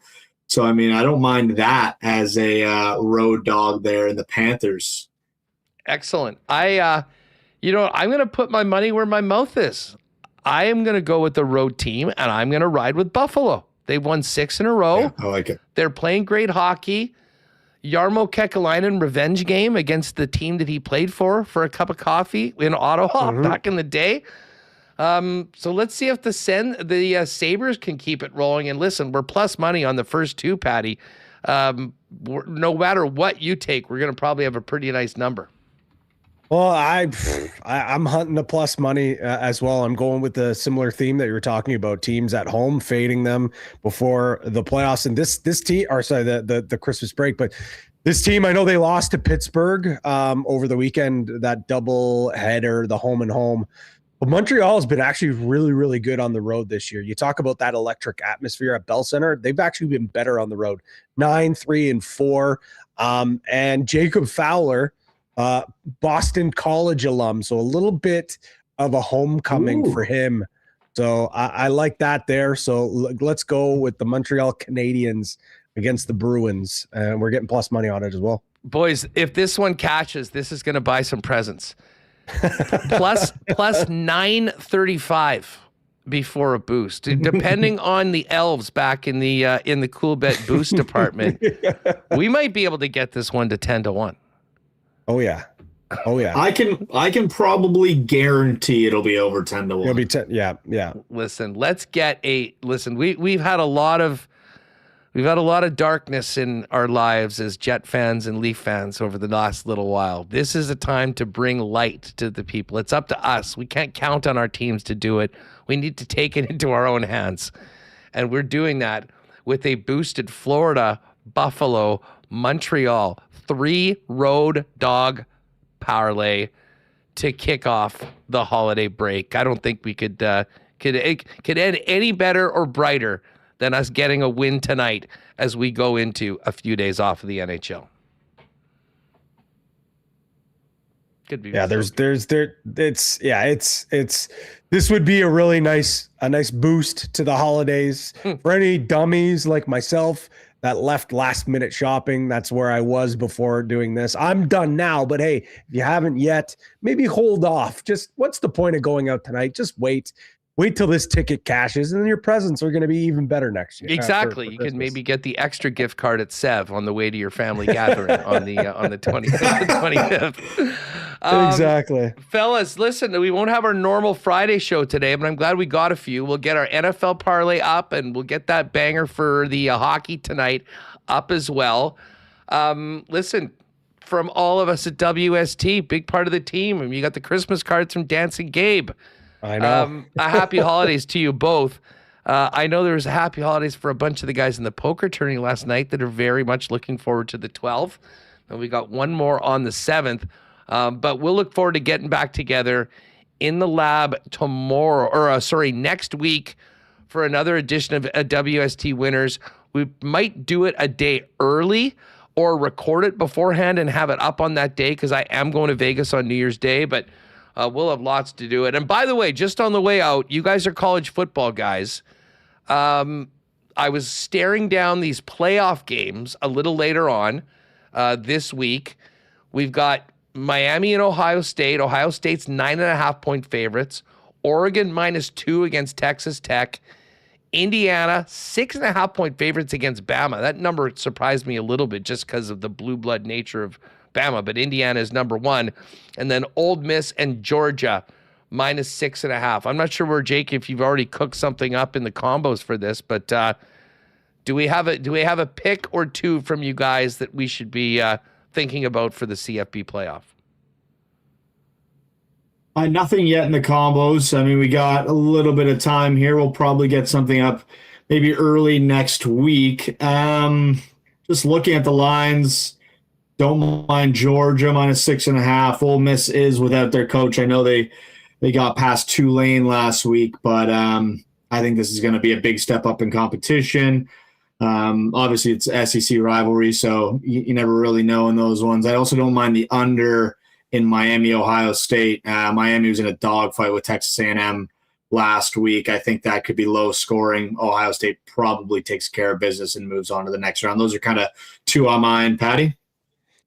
Yeah, the under in that game is my favorite, and I'm actually going to fade Alabama. I think everyone after that win Alabama had, they're thinking that Bama's back. I still don't think this is the same Bama team that we're expecting of. And just because it's Indiana, people are like, okay, well, eventually they're going to fall off. No. Indiana, I think, is legitimately the best team in the nation. Are they going to win the entire thing?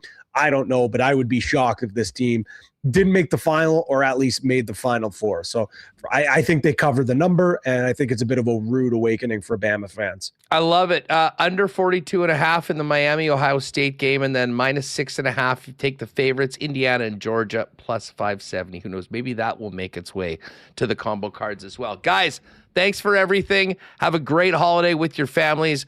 The group chat will be popping on the weekend, and we'll talk to you next week one final time in 2025 before we get to New Year's and Week 18 in the NFL playoffs. Going to be great. Thanks for everything, fellas, and have a great one. Yeah, Merry Christmas, guys. Happy holidays, and all the WSTers in the chat. We appreciate your loyalty. Thank you for a great 2025. We're excited for a big 2026. And just because we're not going to have a show, keep an eye on your inbox. We talked about World Juniors. There might be a little special surprise come Boxing Day for you to get a little action on the World Juniors all tournament long. Love it. All right. Thanks so much, Jake and Pat. Give them a follow on X at @PGreggy, at Jake Bolin Moss. And if there's any more lacrosse goalie fights, you can come to Pat like we did today for more insight as to what the hell is going on. Great stuff with the guys. And yeah, check the combo cards. We've got a couple beauties there, I think. Gonna have some fun after those combos came in yesterday with the George Kittle and the Super Boost. Gonna do a little sprinkling of the board today and try and earn a little extra Christmas money for the upcoming boys. Let's get Remis back in here. Remo, we do have plenty of action over the course of the next little bit. The NFL games, as we talked about with the guys, have sort of been submarine by quarterback injuries, but there are still some big time games on the weekend. You got that Chargers-Texans game. Ravens-Packers is big. Seattle-Carolina has a lot of significance. Jags looking to beat the Colts and ice that division. Tampa needs to win. There's the basement bowl between the Giants and the Raiders. And the Eagles-Bills game is big. And we didn't even mention Bears-Niners, which could very well determine the 1 seed in the NFC. Yeah, I'm actually really fired up for this weekend. I'm starting to get ready, and I was looking at the schedule. I'm like, oh, why is there 3 games on Thursday? What's going on here? And then I saw it was Christmas, and I was like, oh, yeah. The NBA doesn't own Christmas Day anymore. The NFL has moved on to the block. I am interested in those games. I am playing against Darren Bombing of Bonfire Sports. Oh, yes. Congratulations are in order. What an epic win over Billick last night. Shout out Christian McCaffrey. Yes, in the Winnipeg Media Fantasy Football League. I'm in the final. I beat out Scott Billick. That Christian McCaffrey second touchdown put me over, 3-point victory or 2 in a bit after Jake Tongas had it and they opted to not review it. Said, we'll just throw it to McCaffrey in the next one. I was fist pumping alone in my basement, so I'm taking on Darren. And I think I have CeeDee Lamb on the Thursday. He's got Jahmyr Gibbs, I believe. So I'll be tuned in, I guess, watching football on Christmas. Is that people do that with their families now? These games are terrible. Is that what people are going to be doing?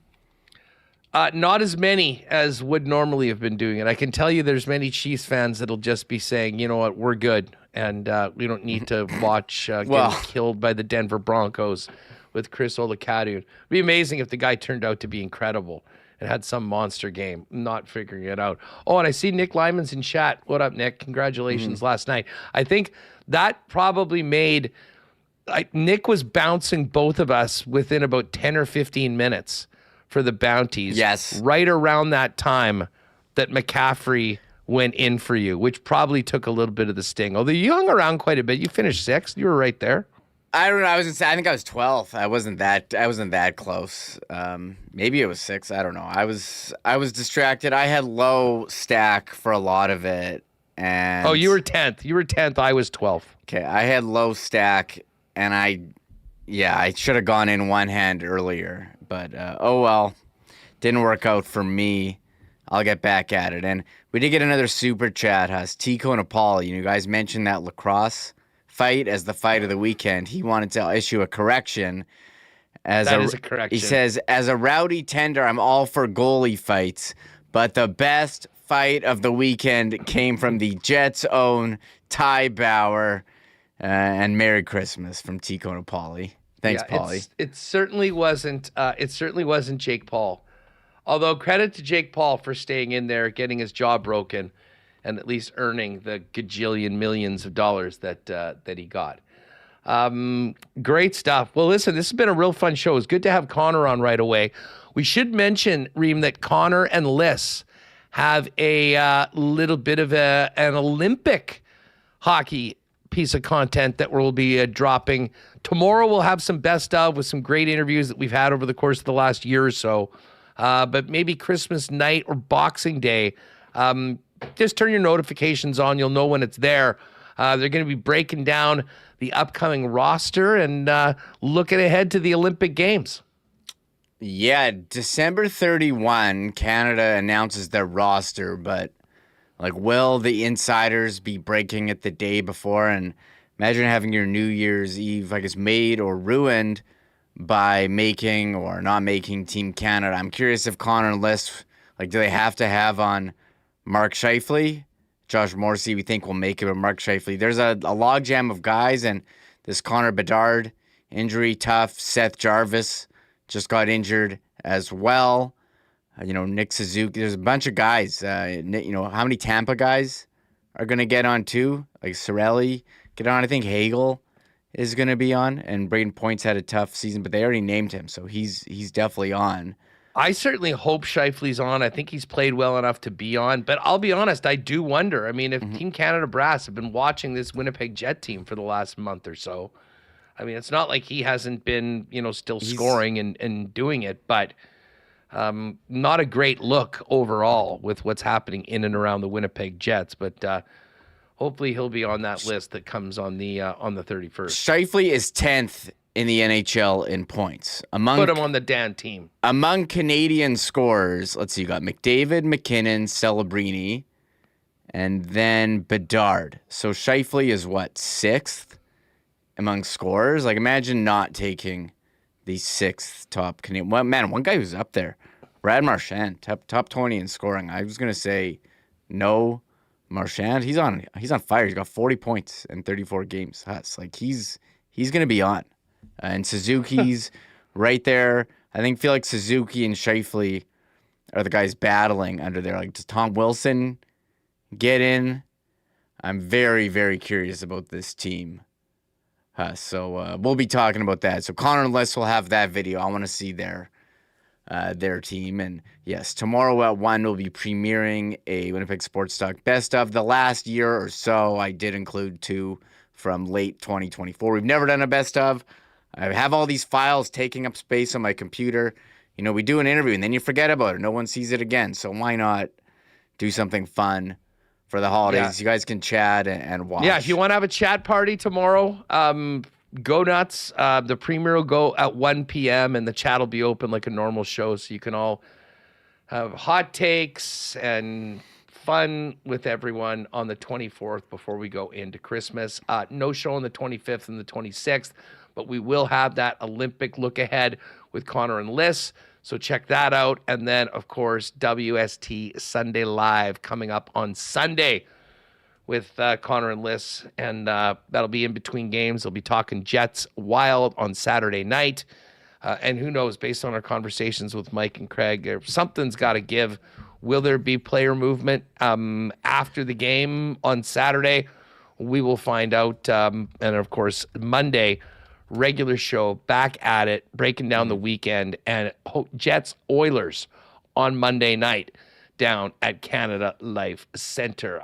That is going to do it for us, everybody. I hope you have a wonderful, wonderful holiday wherever you're celebrating. To all of our Winnipeg friends, expats that sort of stay connected to Winnipeg, through Winnipeg Sports Talk, wherever you are. I hope you have a great holiday season. And of course, everyone with us today, appreciate your support now and always throughout the year. For Michael Remis and Connor Rabchak, I'm Andrew Paterson. Merry Christmas to all. Have a great few days, and we will see you back on the other side of the weekend with our next regular edition of WST on the 29th before Jets Oilers. Have a great one. Oh my God! Oh! Shut it down! Let's go home! Thanks for tuning in to Winnipeg Sports Talk Daily. Make sure to subscribe on YouTube and your favorite podcast feed at winnipegsportstalk.com.